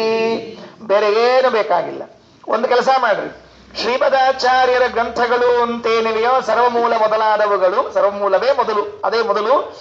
ಈ ಗ್ರಂಥಗಳನ್ನ ಇಟ್ಟುಕೊಂಡು ಭಾಗವತ ರಾಮಾಯಣ ಮಹಾಭಾರತಾದಿಗಳನ್ನೆಲ್ಲವನ್ನ ಚಂದಾಗಿ ಅಧ್ಯಯನ ಮಾಡ್ರಿ. ಅದೆಲ್ಲ ಆಗೋದಿಲ್ರಿ ಆಚಾರ್ಯ, ನೀವು ಮತ್ತೆ ಮಹಾಭಾರತ ರಾಮಾಯಣ ತರಬೇಡ್ರಿ ಅಂದ್ರೆ ಸರ್ವಮೂಲ ಗ್ರಂಥಗಳನ್ನೇ ಫಸ್ಟ್ ಕ್ಲಾಸ್ ಆಗಿ ಅಭ್ಯಾಸ ಮಾಡ್ರಿ. ಎಷ್ಟು ಮಾಡಬೇಕು ಅಂತ ಕೇಳಿದ್ರೆ, ಮನೋವಾಗ್ಭಿರಾವರ್ತಯಂತೆ ಸ್ವಶಕ್ತಿಯ, ನಿಮ್ಮ ಶಕ್ತಿ ಇದ್ದಷ್ಟು ಬಾರಿ ಆವೃತ್ತಿಯನ್ನ ಮಾಡ್ರಿ. ಮಹಾನಂದ ತೀರ್ಥಸ್ಯ ಭಾಷ್ಯ ಭಾವಂ, ಬ್ರಹ್ಮಸೂತ್ರ ಭಾಷ್ಯ, ಗೀತಾ ಭಾಷ್ಯ, ಉಪನಿಷತ್ ಭಾಷ್ಯ, ಋಗ್ಭಾಷ್ಯ, ಎಷ್ಟು ಭಾಷ್ಯಗಳು ಅಂತಿವೆಯೋ ಎಲ್ಲ ಗ್ರಂಥಗಳನ್ನ ಮನಸ್ಸಿನಲ್ಲಿ ಆವರ್ತನೆ ಮಾಡ್ರಿ. ಇವತ್ತು ಮುಗೀತಾ ಪ್ರವಚನ ಪಾಠ ಮುಗೀತಾ, ಮನೆಗೆ ಹೋದ್ರ ಪುಸ್ತಕ ಎತ್ತಿಟ್ಟು ಮಂಗಳಾರತಿ ಮಾಡಿದ್ರ ಅಲ್ಲ, ಮತ್ತೆ ತೆಗಿಬೇಕಲ್ಲಿ, ಮತ್ತೆ ತೆಗಿಬೇಕು, ಬೇರೆ ಏನ್ ಕೆಲಸ ಇಲ್ಲ ಅಲ್ಲಿ. ನಾಳೆ ಬೆಳಿಗ್ಗೆ ಎದ್ರ ಮತ್ತೆ ಮಲ್ಕೊಂಡು ಮತ್ತೇನ್ ಮಾಡ್ಬೇಕು, ಮತ್ತೆ ತೆಗಿಬೇಕು ಅದನ್ನ. ಮನೋವಾಗ್ಭಿರಾವರ್ತಯಂತೆ ಸ್ವಶಕ್ತಿಯ, ನಮ್ಮ ಶಕ್ತಿ, ದೇವರು ಎಷ್ಟು ಶಕ್ತಿ ಕೊಟ್ಟಿದ್ದಾನೋ ಅಷ್ಟು ಬಾರಿ ಆವರ್ತನೆ ಮಾಡಬೇಕಂತೆ. ಆವೃತ್ತಿ ಅಸಕೃದುಪದೇಶಾತ್, ಆವೃತ್ತಿ ಅಸಕೃದುಪದೇಶಾತ್. ಬ್ರಹ್ಮಸೂತ್ರದ 4ನೇ ಅಧ್ಯಾಯದ 1ನೇ ಪಾದದ 1ನೇ ಸೂತ್ರ ಹೇಳುವಾಗ, ನೀನ್ ಎಷ್ಟು ಆವೃತ್ತಿ ಹಾಕಿ ಅಂತ ಕೇಳ್ತಾನಂತೆ ದೇವರಲ್ಲಿ ಹೋದರೆ. ನೀನ್ ಎಷ್ಟು ಆವೃತ್ತಿ, ಎಷ್ಟು ಸಾರ್ತಿ ನೀನ್ ಅದನ್ನು ರಿಪೀಟ್ ಮಾಡಿದ್ದೀಯ ಮಧ್ವಶಾಸ್ತ್ರವನ್ನ ಅಂತ ಕೇಳುವನಂತೆ. ನಾವು ಒಂದು ಸರ್ತಿ ಓದಿ ಪುನೀತರಾಗಿಬಿಟ್ಟು ಪರಮ ಪಾವನ ಆಯಿತು ನಮ್ಮ ಜನ್ಮ, ಧನ್ಯ ಧನ್ಯ ಆಯಿತು. ಎಷ್ಟು ಸರ್ತಿ ಕೇಳಿಪ್ಪ? ಒಂದು ಸರ್ತಿ ಕೇಳಿ ಬಿಟ್ಟೆ, ಅದು ಕೇಳಿ ಹಿಡ್ಕೊಂಡಿಲ್ಲ, ಮತ್ತೆ ಕೇಳಿ ಬಿಟ್ಟೆ. ಯಾಕೆ? ನಾವು ಬಿಡೋ ಪದ್ಧತಿ ರೀ ಎಲ್ಲ, ಲಿಂಗದೇಹನು ಬಿಡೋರು ನಾವು, ಹಿಂಗಾಗಿ ಇದನ್ನು ಬಿಟ್ಬಿಟ್ಟೆ. ಓ ಶಬಾಷ್! ಆಚಾರ್ಯರ ಶಾಸ್ತ್ರ ಅಷ್ಟು ಸೊಗಸು. ನಮ್ಮ ಆಚಾರ್ಯ ಹೇಳ್ತಿರ್ಬೇಕು, ಶ್ರೀಮದಾಚಾರ್ಯರ ವಾಕ್ಯವನ್ನು ಉದಾಹರಣೆ ಮಾಡ್ತಿರ್ಬೇಕು. ಅತ್ಯಶಕ್ಯೇತು ನಿದ್ರಾದವು ಪುನರೇವ ಸಮಾಚರೇತ್. ನಿದ್ದೆ ತಡ್ಕೊಳ್ಳಿಕ್ಕಾಗಲಿಲ್ಲ, ಹಸವೆಯನ್ನ ತಡ್ಕೊಳ್ಳಿಕ್ಕಾಗಲಿಲ್ಲ ಅಂತಾದ್ರೆ ಮಾತ್ರ ಎಕ್ಸ್ಕ್ಯೂಸ್ ಅಂತ. ಅವಾಗ ಅಷ್ಟೇ ಬಿಡಬೇಕು, ಅಷ್ಟು ಹೊತ್ತು ಮಾತ್ರ ನೀವು ಆಚಾರ ಶಾಸ್ತ್ರವನ್ನ ಬಿಡ್ಲಿಕ್ಕೆ ಅವಕಾಶದ. ನಿದ್ದೆಯಿಂದ ಎದ್ದಿ, ಊಟದಿಂದ ಬಂದಿ ಮತ್ತೆ ಶುರು ಮಾಡ್ಬೇಕಂತ ಗ್ರಂಥವನ್ನು ಹಿಡ್ಕೊಳ್ಳಿಕ್ಕೆ ಎಷ್ಟು ಕಷ್ಟದ್ರಿ ನಮಗ ನಿದ್ದೆಯಿಂದ ಬಂದಿ ಅಂತ ಟೈಮೇ ಇಲ್ರಿ. ಸದಾ ಅಜಮ ಸ್ವಪ್ನಂ ಮದ್ದಿದ್ರಂ, ನಿದ್ದೆ ನಾವು. ಊಟ ಮುಗೀತು ಮುಗಿಯಂಗೆ ಇಲ್ರಿ. ಯಾಕ? 4 ಹೊಡೆದ್ರು ಊಟ ಮುಗಿಯಂಗಿಲ್ಲ. ಯಾವಾಗ ಊಟ ಮುಗಿಸ್ಕೊಂಡ್ ಬರ್ಬೇಕ್ರಿಪ್ಪ ನಾವು? ಯಾಕಂದ್ರೆ ಊಟಕ್ಕೆ ಬರ್ರಿ ಅಂತ ಹೇಳ್ಬಿಟ್ಟಿರ್ತಾರೆ, ನಮಗೆ ಹೋಗಿ ಕೂತ್ ಬಿಟ್ಟಿರ್ತೀವಿ. 12 ಕರೆದಿರ್ತಾರೆ, ಬರೋಬ್ಬರಿ 4 ಊಟಕ್ಕೆ ಹಾಕ್ತಾರೆ. ಯಾವಾಗ ಮುಗಿಬೇಕು ನಮ್ದು ಊಟ? ಹಿಂಗಾಗಿ ನಮ್ದು ಊಟ ಮುಗಿಯಂಗಿಲ್ಲ, ನಿದ್ದಿ ಮತ್ತು ಮುಗಿಯಂಗಿಲ್ಲ. ಹಿಂಗಿದ್ದಾಗ ಯಾವಾಗ ನಿಮ್ದು ಮಾಡಬೇಕು? ಶ್ರವಣಾದಿ ವಿನಾನೈವ ಕ್ಷಣಂ ತಿಷ್ಟೇದಪಿ ಕ್ವಚಿತ್ ಅತ್ಯಶಕ್ಯೇತು ನಿದ್ರಾದೌ ಪುನರೇವ ಸಮಾಚರೇತ್. ಅನುವ್ಯಾಖ್ಯಾನದಲ್ಲಿ ಆಚಾರ್ಯ ಹೇಳುವಾಗ, ಓಂ ಸರ್ವವೇದಾಂತ ಪ್ರತ್ಯಯಂ ಚೋದನಾದ್ಯ ವಿಶೇಷಾತ್ ಓಂ ಅನ್ನುವ ಸೂತ್ರದಲ್ಲಿ ವ್ಯಾಖ್ಯಾನ ಮಾಡ್ತಾ ಅನುವ್ಯಾಖ್ಯಾನದಲ್ಲಿ ಹೇಳಿದರು, ನಿನಗೆ ಎಷ್ಟು ಸಾಧ್ಯವೋ ಅಷ್ಟು ಓದು, ಎಷ್ಟು ಸಾಧ್ಯವೋ ಅಷ್ಟು ಓದು. ಯಾಕೆ ಅಂದ್ರೆ ನೀನು ಇಲ್ಲಿಂದ ಎಲ್ಲ ಕಡೆಗೆ ತೆಗೆದುಕೊಂಡು ಹೋಗುವ ಒಂದೇ ಒಂದು ಆಸ್ತಿ ಅಂದ್ರೆ ಅದು ಜ್ಞಾನ. ಎಲ್ಲಿ ಬೇಕಾದಲ್ಲಿ ತಗೊಂಡು ಹೋಗ್ಬೋದು, ಟ್ಯಾಕ್ಸ್ ಇಲ್ಲ, ಕೇಳೋರಿಲ್ಲ. ಇಷ್ಟೇ ಕೂದಿದ್ರಿ 4 MA ಮಾಡ್ಕೊಂಡಿದೆ, ಟ್ಯಾಕ್ಸ್ ಕೊಡ್ರಿ ಅಂತ ಯಾರು ಕೇಳ್ತಾರ? ಹೊಡಿತ ಹಾಕೊಂಡು ಅವಂಗ ಯಾರು ಕೇಳೋರಿಲ್ಲ. ಬುದ್ಧಿಗೆ ಭಾರ ಅಲ್ಲ, ಓದಿದ್ರೆ ಭಾಳ ಭಾರ ಆಗ್ತದೆ. ಏನೋ ಓದಿಬಿಟ್ರು ಇಲ್ಲ. ಅವರು ಮೊದಲನೇ MA ಮಾಡ್ಬೇಕಾದ್ರೆ ಆಚಾರ ತಲಿ 250 ಗ್ರಾಮ್ ಇತ್ತು, 2ನೇ MA ಮಾಡೋತ್ತಿಗೆ 500 ಗ್ರಾಮ್ ಇದು ಹೋಗ್ಯದ. ಇವ್ರು 4 ಮಾಡಿದ್ರೆ 1 ಕಿಲೋ ಆಗಿರ್ಲೇಬೇಕು ಆಚಾರ ತಲಿ ಅಂತ ಯಾರು ಹೇಳ್ತಾರೆ? ಇಲ್ಲ. ನೋಡ್ರಿ ಎಷ್ಟು ವಿಚಿತ್ರ. ಓದಿದ್ರೆ ಯಾರು ಬೇಡ ಅಂತಾರೆ. ಬ್ರಹ್ಮಸೂತ್ರ ಭಾಷ್ಯ ಓದ್ತೀರಾ? ಓದ್ರಿ, ಇದು ಮುಗೀತಾ? ಅನುವ್ಯಾಖ್ಯಾನ ಓದ್ರಿ, ಅದು ಮುಗೀತಾ? ನ್ಯಾಯವಿವರಣ ಓದ್ರಿ, ಅದು ಮುಗೀತಾ? ಯಮಕ ಭಾರತ ಓದ್ರಿ. ಎಷ್ಟು ಬಾರಿ ಓದಬೇಕು, ಎಷ್ಟು ಬಾರಿ ಓದಬೇಕು. ರಾಯರು, ವಿಜೇಂದ್ರ ಸ್ವಾಮಿಗಳು, ವ್ಯಾಸರಾಜರು, ವಾದರಾಜರು, ವಿಷ್ಣುತೀರ್ಥರು, ಅಯ್ಯೋ ಅವ್ರದೆಲ್ಲ ಅಭ್ಯಾಸ ಕೇಳಿಬಿಟ್ರೆ ನಾವೆಲ್ಲ ಈ ಕಡೆ ಹಾಯ್ಬಾರ್ದ್ರಿ. ಹಿಂಗೆ ಈ ಕಡೆ ಸದ್ಯಕ್ಕೆ ಹಾಯ್ಬಾರ್ದು, ಹಿಂಗೆ ಬೆನ್ನು ಮಾಡಿಕೊಂಡು ಆ ಕಡೆ ಹೋಗ್ಬಿಡ್ಬೇಕು ನಾವು ಅಷ್ಟೇ. ಪ್ರಾತಸ್ನಾತ್ವಾ ಸಾಧು ವೇದಾಂತ ಭಾಷ್ಯಂ. ರಾಯರು ಮಲ್ಕೊಳ್ತಿದ್ರಿ ಯಾವಾಗ, ಹೇಳ್ತಿದ್ರಿ ಯಾವಾಗ ಅಂತ ಗೊತ್ತಿದ್ದಿದ್ದಿಲ್ಲ ಜನರಿಗೆ. ಇವರೆಲ್ಲಾರು ಓದೋದ್ರ ಟೈಮ್ ಮುಗಿದ ಮೇಲೆ ಅವ್ರ ಜೊತೆ ಓದ್ಕೋತ ಕೂತಿರ್ಬೇಕ್ರಿ. ಓದೋದು ಮುಗಿದ ಮೇಲೆ ಎಲ್ಲಾರು ಮರ್ಕೊಂಡ ಮೇಲೆ ಬರ್ಲಿಕ್ಕೆ ಶುರು ಮಾಡ್ಬೇಕಂತ ಟಿಪ್ಪಣಿ. ಇವತ್ತು ಬೆಳಗಿನ ಏನು ಪಾಠ ಆಗಿರ್ತಿತ್ತಲ್ಲ ಅದನ್ನ ಟಿಪ್ಪಣಿ ಬರೆದು ಇಟ್ಟು ಹೀಗೆ ಮಲ್ಕೊಂಡು ಸ್ನಾನ ಮಾಡಿ ಹಿಂಗೆ ಬಂದ್ಬಿಡ್ಬೇಕಂತ ಮತ್ತೆ ಚಿಂತ್ರಿ. ಇವು ಏನೆಲ್ಲರ ವ್ಯಾಸರಾಜರು ಅಭ್ಯಾಸ ಮಾಡ್ಕೋತ ಓದ್ಕೋತ ಕೂತಿದ್ರೆ ಹಾವು ಬಂದ್ರು ಎಚ್ಚರ ಇದ್ದಿದ್ದಿಲ್ಲ ಅಂತ ಹೇಳ್ತಿರ್ತಾರೆ. ಮುಳಬಾಗ್ಲು ಹೋಗಿದ್ರೆ ಅಲ್ಲಿ ತೋರಿಸ್ತಾರ ಒಂದು ಗುಹಾ, ಎದುರಿಗೆ ಶ್ರೀಪಾದರಾಜರ ವೃಂದಾವನ ಎದುರಿಗೆ ತೋರಿಸ್ತಾರೆ ಒಂದು ಗುಹಾ. ಅಲ್ಲಿ ಚಿಂತನೆ ಕೂತಿರ್ಬೇಕಂತ. ಚಿಂತನೆ ಕೂತಿದ್ರೆ ಚಿಂತನೆ ಅಂದ್ರೆ ಅಭ್ಯಾಸ ಮಾಡ್ಕೋತ ಕೂತಿದ್ರು ಅಂದ್ರೆ ಹಾವು ಬಂದು ಹಿಂಗ ಬೈವತ್ತಿತ್ತಂತ ತಲೆ ಕಷ್ಟ. ಹೋಗೋ ಮಾರ ನಾವು ಓದ್ಬೇಕಾಗಿ ಅಲ್ಲೊಂದು ಇರಿವಿ ಹೊಂಟಿರ್ತದೆ. ಹಿಂಗ ಇರಿವಿ ಬೇರೆ ಅಲ್ಲ, ಇರಿವಿ ಹೊಂಟಿರ್ತದೆ. ಒಂದು ಸೊಳ್ಳೆ ಬಂದಿರ್ತದೆ, ಹಿಂಗ್ ಮಾಡ್ತಿರ್ತಾರ. ಏನದು ಆಚಾರ ಮೈ ಮೇಲೆ ಕೂಡ್ತಿ ಪಾಪಿ, ಏನ್ ತಿಳ್ಕೊಂಡಿ ನೀನು? ಗೌಳ್ಯಾರ ಎಮ್ಮಿ ಆಚಾರ ಮೈ ಎರಡು ಒಂದೊಂದು ತಿಳ್ಕೊಂಡೇನು? ಇಷ್ಟು ನಮಗ ದೇಹದ ಮೇಲೆ ಎಚ್ಚರ, ಅಭಿಮಾನ. ಅಯ್ಯಯ್ಯೋ, ವ್ಯಾಸರಾಜರು ಮಹಾನುಭಾವರು ಅಧ್ಯಯನ ಮಾಡ್ತಾ ಇದ್ರೆ ಹಾವು ಬಂದ್ರು ಲಕ್ಷ್ಯ ಇಲ್ಲ. ಅಷ್ಟು ಆಸಕ್ತಿ ಶ್ರೀಮದಾಚಾರ ಶಾಸ್ತ್ರ ಓದಬೇಕು ಅಂತೇಳಿ. ನಿತ್ಯ ಬಿಟ್ಟಿದ್ರೆ ಮಂತ್ರಾಲಯ ಪ್ರಭುಗಳು, ವಿಜೇಂದ್ರ ಸ್ವಾಮಿಗಳು, ಭದ್ರಾಜ ಸ್ವಾಮಿಗಳು, ರಘುತ್ತಮ ಸ್ವಾಮಿಗಳು, ರಘುನಾಥ ತೀರ್ಥರು, ಒಬ್ರೇ ಇಬ್ರೇ ಎಷ್ಟು ಮಂದಿಗೆ ಅಂತ ಹೇಳೋದು. ಅವರೆಲ್ಲ ಆಚಾರ ಶಾಸ್ತ್ರವನ್ನು ಓದಿ ಮತ್ತೆ ಜ್ಞಾನ ಸಂಪಾದನೆ ಮಾಡಿ ಬ್ರಹ್ಮದೇವರ ಜೊತೆಗೆ ಇದ್ದವರಿಗೆಲ್ಲ ಅವರು. ಅದಕ್ಕೆ ಮಹಾನಂದ ತೀರ್ಥಸ್ಯ ಗೇ ಭಕ್ತ್ಯಭಾವಂ ಮನೋವಾಗ್ಭಿರಾವರ್ತಯಂತೆ ಸ್ವಶಕ್ತ್ಯ ಸುರಾದ್ಯ ನರಾಂತ ಮುಕುಂದ ಪ್ರಸಾದಾತ್ ಇಮಂ ಮೋಕ್ಷಮೇತೆ ಭಜಂತೆ ಸದೇತಿ. ಮಹಾನ್ ಆನಂದ ತೀರ್ಥ, ಮಹಾಂಶ್ಚಾಸೌ ಆನಂದ ತೀರ್ಥಶ್ಚ ಮಹಾನ್ ಆನಂದ ತೀರ್ಥ. ಯಾರ್ರೀ ಅವರು? ಯಾರು ಗ್ರಂಥ ಅದು ಅಂದ್ರೆ ಮಹಾನ್ ಆನಂದ ತೀರ್ಥ. ದೊಡ್ಡವರು ಮಹಾನಂದ ತೀರ್ಥ. ಏನು ಮಹಾನೇನವರು? ಬರೇ ಮಹಾನ್ ಆನಂದ ತೀರ್ಥ ಅಲ್ರಿ ಅವರು. ಮಹಾನ್ ಮುಂದೆ ಬರುವಂತಹ ಮಹತ್ತತ್ವಕ್ಕೆ ಅಭಿಮಾನಿಗಳಾಗೋರವರು. ಮಹಾನ್ ಅಂದ್ರೆ ಮುಂದೆ ಮಹತ್ತತ್ವ ಬರ್ತದಲ್ಲ, ಆ ಮಹತ್ತತ್ವಕ್ಕೆ ಅಭಿಮಾನಿಗಳು ಬ್ರಹ್ಮದೇವರು, ಭಾವಿ ಬ್ರಹ್ಮರಾಗಿರುವಂತಹ ಆಚಾರ್ಯರ ಗ್ರಂಥಗಳು. ಮಹಾನಂದ ತೀರ್ಥಸ್ಯ, ಮಹಾ ಆನಂದ ತೀರ್ಥಸ್ಯ, ದೊಡ್ಡದಾದ ಆನಂದ ಯಾವುದು? ಮೋಕ್ಷಾನಂದ. ಅದನ್ನ ತಂದು ಕೊಡುವ ತೀರ್ಥ ಅಂದ್ರೆ ಶಾಸ್ತ್ರವನ್ನು ರಚನೆ ಮಾಡಿದವರು ನಮ್ಮ ಆಚಾರ್ಯರು. ಮಹಾನಂದ ತೀರ್ಥಸ್ಯ ಅಥವಾ ಮಹಾಲಕ್ಷ್ಮಿ, ಅವರಿಗೆ ನಂದ ಆನಂದವನ್ನ ಕೊಡುವ ತೀರ್ಥರು ಗುರುಗಳು ಯಾರು? ಅವರು ಮಹಾನಂದ ತೀರ್ಥಸ್ಯ ಈ ಭಾಷ್ಯ ಭಾವಂ. ಎಷ್ಟು ಚಂದಾಗಿ ಅರ್ಥ ಹೇಳ್ತೀರಿ ನೀವು, ಬೇಕಾದ ಅರ್ಥ ಹೇಳ್ರಿ. ಮೊದಲನೇದ್ದು ಮಹಾನಂದ ತೀರ್ಥಸ್ಯ, ಮಹಾನ್ ಅಂದ್ರೆ ಮಹತ್ತತ್ವ, ಅದಕ್ಕೆ ಅಭಿಮಾನಿಗಳಾಗಿ ಬಂದಿರುವರು, ಬರ್ತಾರೆ ಮುಂದೆ ಮಹತ್ತತ್ವಕ್ಕೆ ಇವರೇ ಬರೋರು. ಅಥವಾ ಮಹಾ ಆನಂದ ಅಂದ್ರೆ ಮೋಕ್ಷಾನಂದ, ಮಹದಾನಂದ, ಆ ಮೋಕ್ಷಾನಂದವನ್ನ ತಂದು ಕೊಡುವಂಥವರು ಆಚಾರ್ಯ ಶಾಸ್ತ್ರ. ಆದ್ದರಿಂದ ಅಥವಾ ಮಹಾ ಅಂದ್ರೆ ಮಹಾಲಕ್ಷ್ಮೀ ದೇವಿ, ಆ ಮಹಾಲಕ್ಷ್ಮೀ ದೇವಿಯ ನಂದ ಅಂದ್ರೆ ಕುವರ, ಇವರೇ ಅಲ್ವೇ? ಅವರು ತೀರ್ಥ ಅಂದ್ರೆ ಶಾಸ್ತ್ರ ಅಥವಾ ಅವರೇ ಮತ್ತೆ ಗುರುಗಳು ನಮಗೆ. ಹೀಗಾಗಿ ಮಹಾನಂದ ತೀರ್ಥಸ್ಯ ಮಹಾನಾರಾಯಣ, ಮಹಾವಿಷ್ಣು, ಅವನ ನಂದ, ಅದಕ್ಕೆ ಅವರ ಮಕ್ಕಳಾಗಿರುವಂಥವರ ಆಚಾರ್ಯರು. ಹೀಗೆ ದೇವರ ಮಗ, ಲಕ್ಷ್ಮೀ ದೇವಿಯ ಮಗ, ಭಾವಿ ಬ್ರಹ್ಮರು, ದೊಡ್ಡ ಆನಂದವನ್ನು ತಂದು ಕೊಡುವಂಥವರು.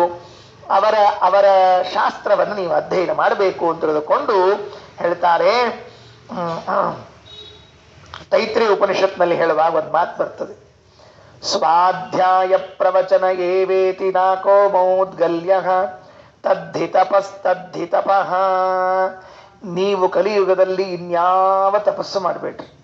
ಕಲಿಯುಗದಲ್ಲಿ ಇನ್ಯಾವ ತಪಸ್ಸಿಲ್ಲ. ಹಿಂದೆ ಹೇಳುವಾಗ 5 ಅಗ್ನಿಗಳ ಮಧ್ಯದಲ್ಲಿ ನಿಂತುಕೊಂಡು ತಪಸ್ಸು ಮಾಡ್ತಿದ್ರಂತೆ. 5 ಅಗ್ನಿ, ಚಳಿಗಾಲದಾಗ ಅಲ್ಲ, ಮತ್ತೆ ಬ್ಯಾಸಿಗಾಲದಾಗ ಉಲ್ಟಾ ತಿಳ್ಕೊಂಡ್ರಿ ಎಲ್ಲರ. 5 ಅಗ್ನಿಗಳ ಮಧ್ಯದಲ್ಲಿ ನಿಂತುಕೊಂಡು ತಪಸ್ಸು ಮಾಡ್ತಿದ್ರು. ಬೇಸಿಗೆಗಾಲದಾಗ, ಚಳಿಗಾಲದಾಗ ಅಲ್ಲಪ್ಪ, ಬೇಸಿಗೆ ಕಾಲದಲ್ಲಿ ಪಂಚಾಗ್ನಿ ಮಧ್ಯದಲ್ಲಿ ನಿಂತುಕೊಂಡು ತಪಸ್ಸು ಮಾಡ್ತಾ ಇದ್ರು. ಚಳಿಗಾಲದಲ್ಲಿ ನೀರಿನಲ್ಲಿ ಕೊರೆಯೋ ನೀರಿನಲ್ಲಿ ನಿಂತ್ಕೊಂಡು ತಪಸ್ಸು ಮಾಡ್ತಿದ್ರು. ಕಾಡಿಗೆ ಹೋಗ್ತಿದ್ರು, ಗುಡ್ಡದ ಮೇಲೆ ನಿಂತ್ಕೋತಿದ್ರು. ಎಲ್ಲಾ ತಪಸ್ಸುಗಳು ಬೇರೆ ಬೇರೆ ಯುಗದಲ್ಲಿ ಹೇಳಿದ್ದಿದ್ರೆ, ಕಲಿಯುಗದಲ್ಲಿ ದೊಡ್ಡ ತಪಸ್ಸು ಯಾವುದು ಅಂತ ಕೇಳಿದ್ರೆ ಇನ್ನೇನಿಲ್ಲೇ ಇಲ್ರಿ. ಒಂದೇ ಒಂದು, ಸ್ವಾಧ್ಯಾಯ ಪ್ರವಚನ ಏವೇತಿ ನಾಕೋ ಮೌದ್ಗಲ್ಯ ತದ್ಧಿ ತಪಃ ತದ್ಧಿ ತಪಃ. ನಮಗ ಬ್ಯಾಸಗಿ ಒಳಗ ಸುತ್ತಲೂ 5 ಅಗ್ನಿ ಅಲ್ರಿ, ಸುತ್ತಲೂ 5 ಫ್ಯಾನ್ ಇಟ್ಕೊಂಡ್ರು ನಮ್ಗೆ ತಡೆಯಂಗಿಲ್ರಿ. AC ಫ್ಯಾನು ಎಲ್ಲ ಹಾಕ್ಕೊಂಡ್ರು ಶೆಕಿ ತಡ್ಲಿಕ್ಕೆ ಆಗಂಗಿಲ್ಲ. ಏನು ಪಂಚಾಗ್ನಿ ಮಧ್ಯ ಕೊಡ್ತೀವ ಇಲ್ಲ. ಚಳಿಗಾಲದಾಗ ಹೀಟ್ರ್ ಇಟ್ಕೊಂಡು ಎಲ್ಲ ಮಾಡ್ಕೊಂಡು ಕೊಡೋರು ನಮ್ಮ ಕಡೆ ಯಾವ ಆಗೋದಿಲ್ಲ. ಹಾಗಾದ್ರೆ ಒಂದೇ ಒಂದು ಸಾಧನೆ ಯಾವುದು ಅಂತ ಕೇಳಿದ್ರೆ ಸ್ವಾಧ್ಯಾಯ ಪ್ರವಚನ ಏವೇತಿ ನಾಕೋ ಮೌದ್ಗಲ್ಯ. ಚೆನ್ನಾಗಿ ಪಾಠ ಪ್ರವಚನವನ್ನು ಕೇಳಿಬಿಡ್ರಿ, ಅದನ್ನೇ ಮಾಡ್ರಿ, ಬೇರೆ ಇನ್ನೇನು ಮಾಡಬೇಡ್ರಿ. ಮನೋವಾಗ್ಭಿರಾವರ್ತಯಂತೆ ಸ್ವಶಕ್ತಿಯ ಸುರಾಧ್ಯ ನರಾಂತ ಮುಕುಂದ ಪ್ರಸಾದಾತ್. ಅಧಿಕಾರಿಗಳಲ್ಲಿ ಉತ್ತಮ ಅಧಿಕಾರಿಗಳು ದೇವತೆಗಳು, ಕೊನೆ ಅಧಿಕಾರಿಗಳು ಮನುಷ್ಯರು. ನಮ್ಮೆಲ್ಲ ಲಾಸ್ಟ್ ಸೀಟ್ರಿ ಅದು. ಲಾಸ್ಟ್ ಬೆಂಚ್ ನಮ್ಮ ಶಾಲ್ಯಾಗ ಬೆಂಚ್ ಮೇಟ್ ಅಂತ ಇರ್ತಿದ್ರಿ, ಅದು ಲಾಸ್ಟ್ ಬೆಂಚ್ ಮೇಟ್ ಅಂತ ಮತ್ತೆ ಬೇರೆ ಇರ್ತಿದ್ರು. ಕೊನಿ ಉಡಾಳ್ ಟಪ್ಪು ಸ್ಕೂಲು ಕೊನಿ ಕುದಿರ್ತಿದ್ರು ಅವು. ಕೊನಿ ಸಾಲ್ಯಾಗ ರಾಕೆಟ್ ಹೋಗದೆ, ಚಾಕ್ ಪೀಸ್ ಹೋಗದೆ, ಇವರಿ ಇನ್ನೇನ ಶಾಲ್ಯಾಗ ಹೋಗಿ ಏನೇ ಮಾಡ್ತದೆ. ನಾವೆಲ್ಲ ವೈಕುಂಠದ ದಾರಿಯಲ್ಲಿ ಎಲ್ಲಿ ಇದ್ದೀವಿ ಅಂದ್ರೆ ಕೊನೆ ಸೀಟ್ನಾಗಿದ್ದೀವಂತ. ಸುರಾದ್ಯಾಹ ನರ ಅಂತಾಹ ಮುಕುಂದ ಪ್ರಸಾದ, ಭಗವಂತ ಅನುಗ್ರಹವನ್ನ ಮಾಡಿ ಇವಂ ಮೋಕ್ಷಂ, ಈ ಒಂದು ಸರ್ಗದಲ್ಲಿ ವರ್ಣನೆ ಮಾಡಿರುವಂತಹ ಮೋಕ್ಷವನ್ನ ಪಡೀತಾರೆ ಅಂತ ಹೇಳಿದರು. ಸ್ವಾರಸ್ಯ ಏನು ಅಂದ್ರೆ ಈ ಶ್ಲೋಕವನ್ನ ಪಂಡಿತಾಚಾರ್ಯರು ಭುಜಂಗ ಪ್ರಯಾತ ಅನ್ನೋ ಛಂದಸ್ಸಿನಲ್ಲಿ ಬರೆದಿದ್ದಾರೆ.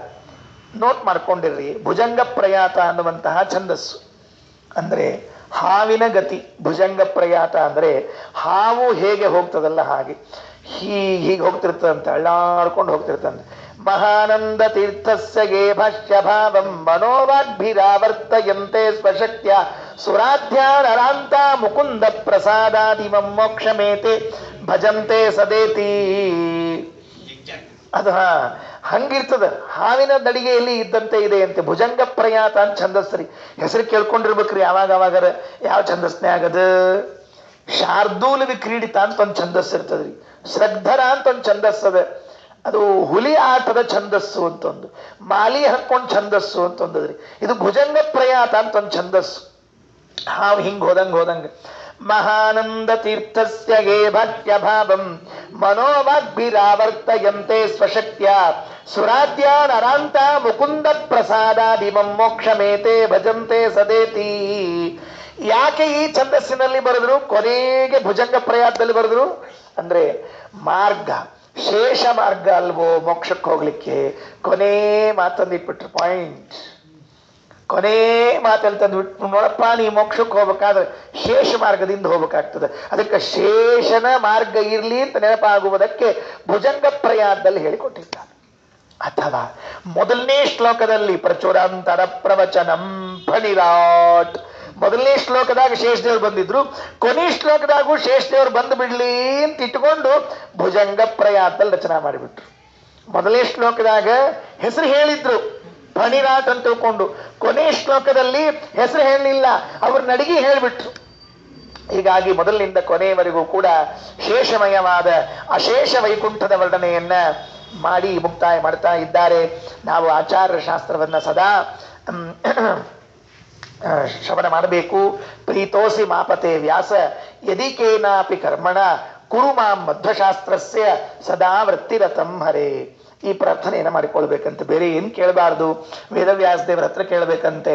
ಪ್ರೀತೋಸಿ ಮಾಪತೇ ವ್ಯಾಸ ಯದಿ ಕೇನಾಪಿ ಕರ್ಮಣ, ನಾನು ಮಾಡಿದ ಯಾವ ಕರ್ಮದಿಂದಲಾದರೂ ನೀನು ಪ್ರೀತನಾಗಿದ್ದಾದರೆ, ಪ್ರೀತೋಸಿ ಮಾಪತೇ ವ್ಯಾಸ ಯದಿ ಕೇನಾಪಿ ಕರ್ಮಣ ಕುರು ಮಾಂ ಮಧ್ವಶಾಸ್ತ್ರಸ್ಯ ಸದಾ ವೃತ್ತಿರತಂ ಹರೇ. ಏನು ಬೇಡ, ಈ ಜನ್ಮ ಒಂದು ಆಚಾರ ಶಾಸ್ತ್ರವನ್ನ ಕೇಳುವುದಕ್ಕೆ ಕಳೆದು ಬಿಡ್ತೇನೆ, ಮುಗಿದೋಯ್ತಷ್ಟೇ ಕೆಲಸ. ಇನ್ನೇನು ಬೇಡ, ಬೇಡವೇ ಬೇಡ. ಬೇಡವೇ ಬೇಡ ಅಂದ್ರೆ ಮತ್ತೆ ಉಳಿದದ್ದೆಲ್ಲ ಅದು ನಿನ್ ಜವಾಬ್ದಾರಿ, ನಾನೇ ತಲೆ ಕೆಡಿಸ್ಕೊಳ್ಳೋದನ್ನ. ಕರ್ಮಣ್ಯೇವಾಧಿಕಾರಸ್ಥೆ, ನನ್ನ ಕರ್ಮ ನಾನು ಮಾಡ್ತೀನಿ, ನೀನು ಹೇಳು. ನಾನು ಕೇಳೋದೇನು ನಿನ್ನ ಕಡೆಗೆ, ನಿತ್ಯ ಕೇಳೋದೇನು ಅಂದ್ರೆ ಕುರು ಮಾಂ ಮಧ್ವಶಾಸ್ತ್ರಸ್ಯ ಸದಾ ಆವೃತ್ತಿರತಂ ಹರೇ. ಯಾವಾಗಲೂ ಆವೃತ್ತಿಯನ್ನು ಮಾಡುವಂತೆ ನಮಗೆ ಬುದ್ಧಿಯನ್ನು ಕೊಡಬೇಕು, ಬೇರೆ ಇನ್ನೇನು ಬೇಡ ಸ್ವಾಮಿ ಅಂತ ಪ್ರಾರ್ಥನೆಯನ್ನು ಮಾಡಿಕೊಳ್ಬೇಕು. ಎಲ್ಲರೂ ಮನಸ್ಸಿನಲ್ಲಿ ಇದನ್ನ ಅನುಸಂಧಾನವನ್ನ ಮಾಡಿ ಪ್ರಾರ್ಥನೆ ಮಾಡಿಕೊಳ್ಳ್ರಿ. 11ನೇ ಸರ್ಗ ಮುಕ್ತಾಯವಾಗ್ತಾ ಇದೆ. ಪ್ರೀತೋಸಿ ಮಾಪತೆ ವ್ಯಾಸ ಯದಿ ಕೇನಾಪಿ ಕರ್ಮಣ ಕುರು ಮಾಂ ಮಧ್ವಶಾಸ್ತ್ರಸ್ಯ ಸದಾ ವೃತ್ತಿರತಂ ಹರೇ.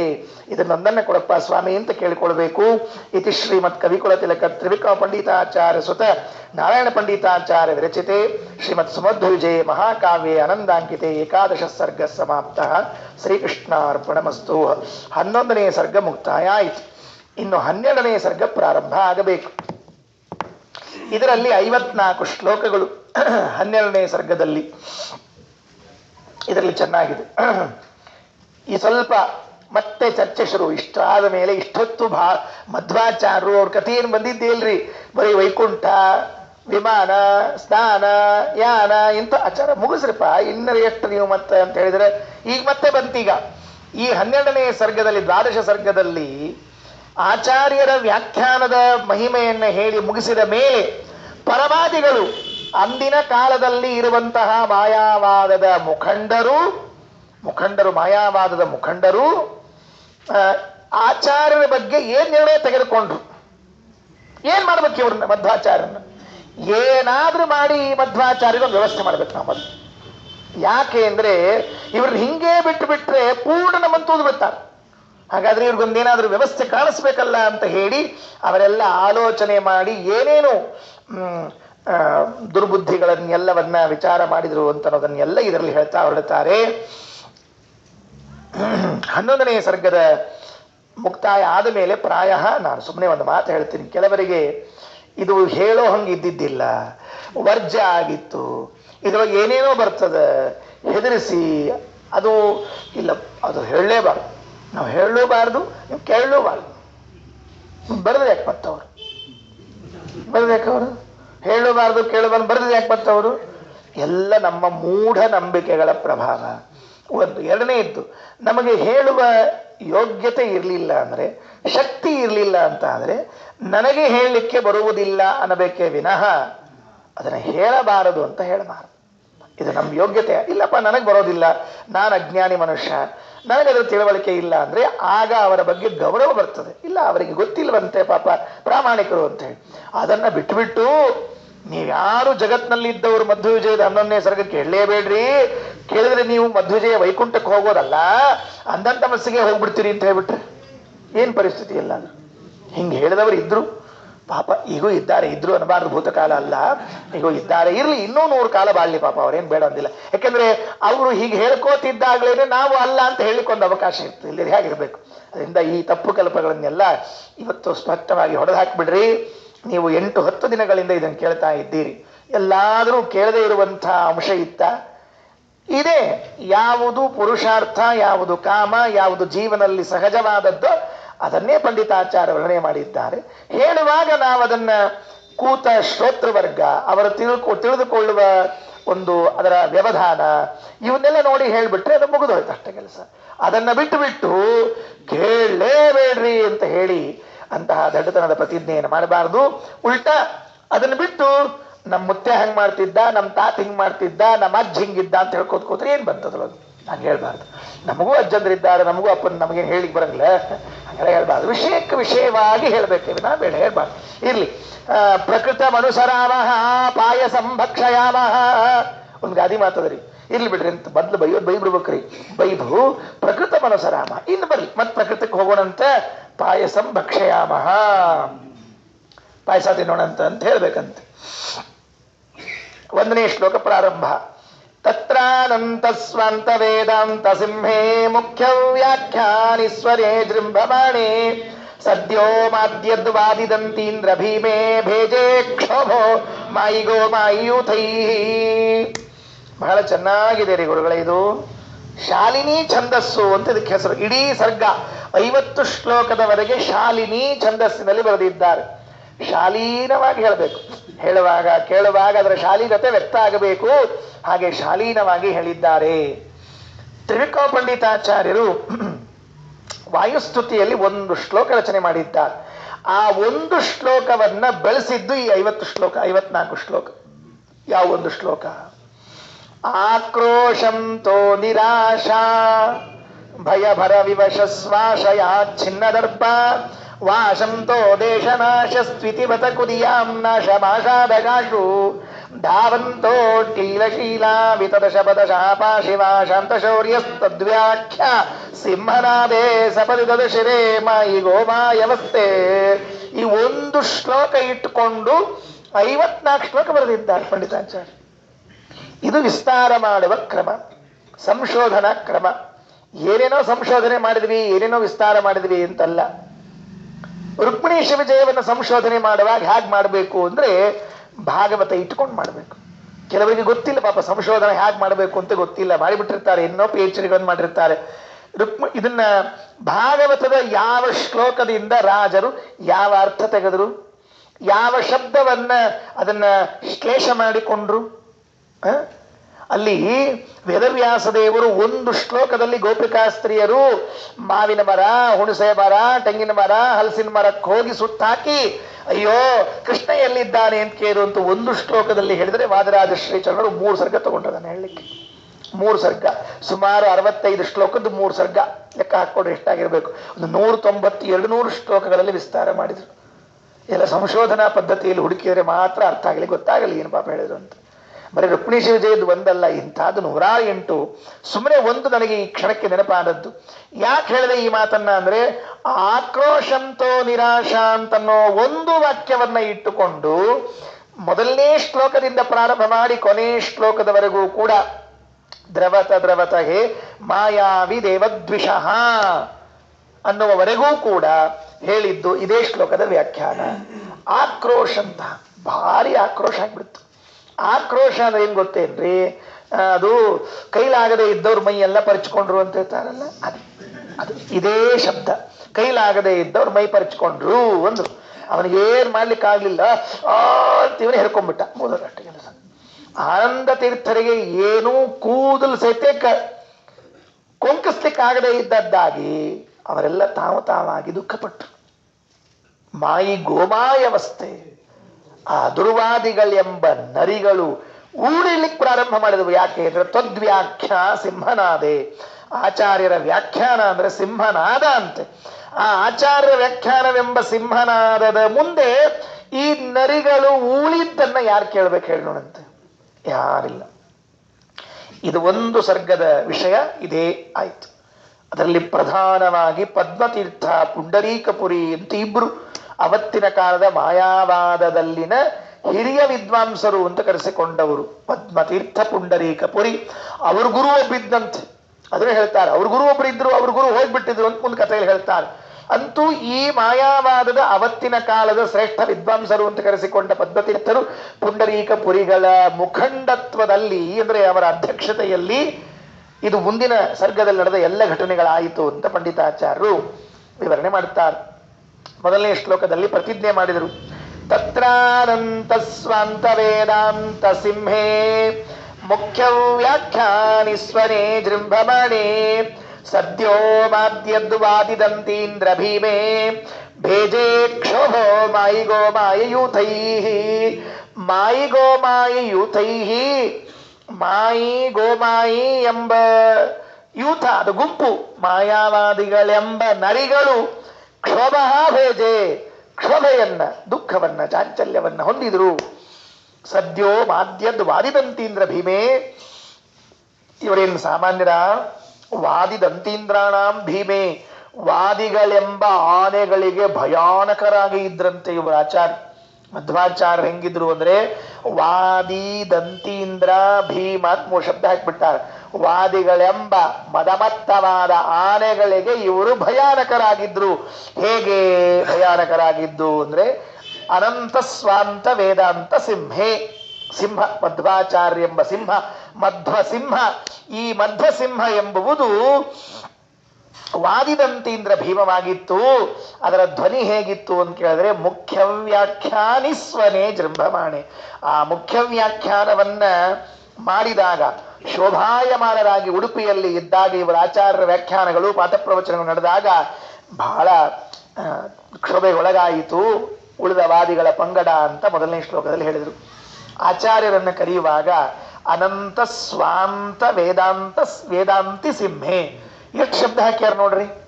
ಪಂಡಿತಾಚಾರ್ಯರಿಗೆ ಮಧ್ವಾಚಾರ್ಯನ ಕರಿಬೇಕಾದ್ರೆ ಸಣ್ಣ ಸಣ್ಣ ಶಬ್ದ ಹಾಕರದ ಅಭ್ಯಾಸನೇ ಇಲ್ರಿ.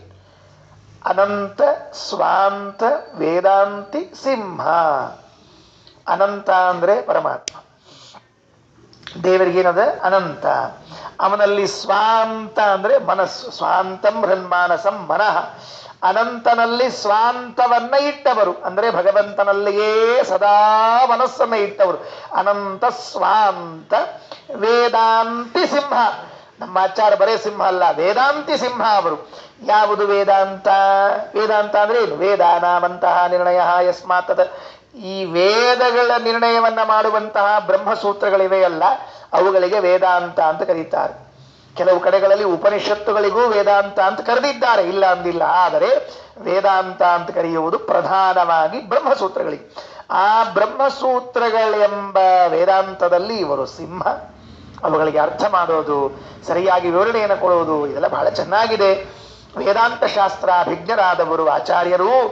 ಆ ವೇದಾಂತ ಸಿಂಹ ಶಾಸ್ತ್ರಾಭಿಜ್ಞರಾದ ಇವರು ತತ್ರ ಉಡುಪಿಯಲ್ಲಿ ಜೃಂಭಮಾಣೆ ಶೋಭಾಯಮಾನರಾಗಿ ಇದ್ದಾಗ ಭೇಜೆ ಕ್ಷೋಭ ಮಾಯಿಗೋ ಮಾಯಿಯುತೈ, ಅವತ್ತಿನ ಜನ ದುರ್ವಾದಿಗಳೆಂಬ ಅವತ್ತಿನ ಜನ ನರಿಗಳಂತೆ ದುಃಖಪಟ್ಟಿದ್ದಾರೆ ಅಂತ ಮೊದಲನೇ ಶ್ಲೋಕ. ಇನ್ನು ಎರಡನೇದ್ದು ಏನಾಯಿತು ಅಂದ್ರೆ ಅವರೆಲ್ಲ ಸೇರಿಕೊಂಡು ಒಂದು ಮೀಟಿಂಗ್ ಮಾಡಿದ್ರಂತೆ. ಏನ್ ಮಾಡ್ಬೇಕು ಇವರಿಗೆ, ಮಧ್ವಾಚಾರ್ಯರಿಗೆ ಪಂಡಿತಾಚಾರ್ಯರಿಗೆ ಇವರೆಲ್ಲ ಸೇರಿ ಮಧ್ವಾಚಾರ್ಯರ ಬಗ್ಗೆ ಏನೋ ಮಾಡಬೇಕು ಅಂತ ಅನ್ಕೊಂಡ್ರಲ್ಲ, ಅದು ಹೆಂಗ್ ಕಾಣಿಸ್ತು ಅಂತ ಒಂದು ದೃಷ್ಟಾಂತ ಕೊಡ್ತಾನೆ. ಸಂಭೂಯಾಮಿ ಚೋಲಜದ್ವೀಪ ಪ್ರಿಯೋ ಪಾರ್ಶ್ವೇ ಪಾಪ ಮಂತ್ರಯಾಮ ಸುರುಗ್ರಾಹ ಸಾಸೂಯಾ ಭೂಭೂಷಣೇ ವಾಯುದೇವೇ ಮೂಢಾಯದ್ವದ್ಧಾರ್ತರಾಷ್ಟ್ರಾಂತಿಕೆ ಪ್ರಾಕ್.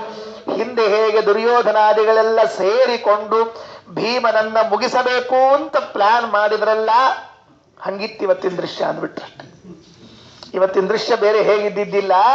ಹಿಂದೆ ದ್ವಾಪರ ಯುಗದಲ್ಲಿ ಒಬ್ಬನೇ ಒಬ್ಬನಾದ ಭೀಮ ಯಾವಾಗ್ಲೂ ಒಬ್ಬನೇ ಇರ್ತಾನ್ರಿ. ಅಂಜಮುರುಕ್ರ ಬಹಳ ಮಂದಿ ಇರ್ತಾರೆ, ಅವಾಗ ನೆನ್ಪಿಟ್ಕೊಳ್ರಿ. ಭೀಮ ಯಾವಾಗ್ಲೂ ಒಬ್ಬನೇ ಇರ್ತಾನೆ, ಅಂಜಮುರುಕ್ರ ಗುಂಪು ಇರ್ತಾರೆ. ಒಮ್ಮೆ ವಿನೋದ ಭಾವೆ ಇದ್ರಿದ್ರಲ್ಲ, ಅವರಿಗೆ ಒಂದು ಕಾರ್ಯಕ್ರಮಕ್ಕೆ ಹೋಗಿದ್ರಂತ ವಿನೋದ ಭಾವೆಯವರು. ಅವ್ರು ಹೋದಾಗ ಅವರಿಗೆ ವಿದ್ಯಾರ್ಥಿಗಳು ಬಂದು, ಸ್ವಾಮಿ ನಾವು ಹಿಂಗೊಂದು ಸಂಘ ಮಾಡಬೇಕು ಅಂತ ಇಟ್ಕೊಂಡಿದ್ದೀವಿ, ದಯಮಾಡಿ ನಮ್ಮ ಸಂಘಕ್ಕೆ ಬಂದು ನೀವು ಹೆಸರು ಕೊಟ್ಟು ಉದ್ಘಾಟನೆ ಮಾಡಬೇಕು ಅಂತ ಹೇಳಿದ್ರೆ, ಭಾವೆಯವ್ರು ಹೇಳಿದ್ರಂತೆ, ಸಂಘ ಗಿಂಗ ಮಾಡಬೇಡ್ರು, ಅದೆಲ್ಲ ಕುರಿಗಳ ಕೆಲಸ, ಸಿಂಹದ ಕೆಲಸ ಒಬ್ಬೊಬ್ಬರಾಗಿ ಮಾಡ್ಬೇಕು, ನೀವು ಒಬ್ಬೊಬ್ಬರೇ ಮಾಡ್ರಿ ಅಂತ ಹೇಳ್ಬೇಕಂತ. ಸಂಘ ಪಂಗ ಮಾಡೋದು, ಕುರಿಗಳಷ್ಟೇ ಜುಂಡ್ ಹೋಗ್ತಿರ್ತಾವ್ರಿ, ಸಿಂಹ ಎಂದು ಗುಂಪು ಹೋಗೋದಿಲ್ಲ, ಅದು ಒಂದೇ ಹೋಗ್ತದೆ. ಅದಕ್ಕೆ ಸಿಂಹ ಅಂತ ಕರ್ಸ್ಕೊಂಡದ. ಅದಕ್ಕೆ ಮತ್ತೆ ಇವು ಗುಂಪು ದನ ಕರ ಕುರಿ ಇವು ಗುಂಪು ಹೋಗೋವೆಲ್ಲ. ಸಿಂಹ ಯಾವಾಗ್ಲೂ ಒಂದೇ ಇರುತ್ತೆ. ಆ ಕಡೆ ಪಕ್ಷದಲ್ಲಿ ಒಂದೇ ಒಂದು ಸಿಂಹ, ಈ ಕಡೆ ಇವು ಗುಂಪ್ರಿ, ನರಿಗಳ ಗುಂಪು. ಇವೆಲ್ಲ ಏನು ಮಾಡ್ಲಿಕ್ಕೆ ಆಗಲ್ಲ, ಒದರೋದು ಬಿಟ್ರೆ ಏನು ಮಾಡ್ಲಿಕ್ಕೆ ಆಗಲಿ ಇವ್ ಕಡೆಗೆ.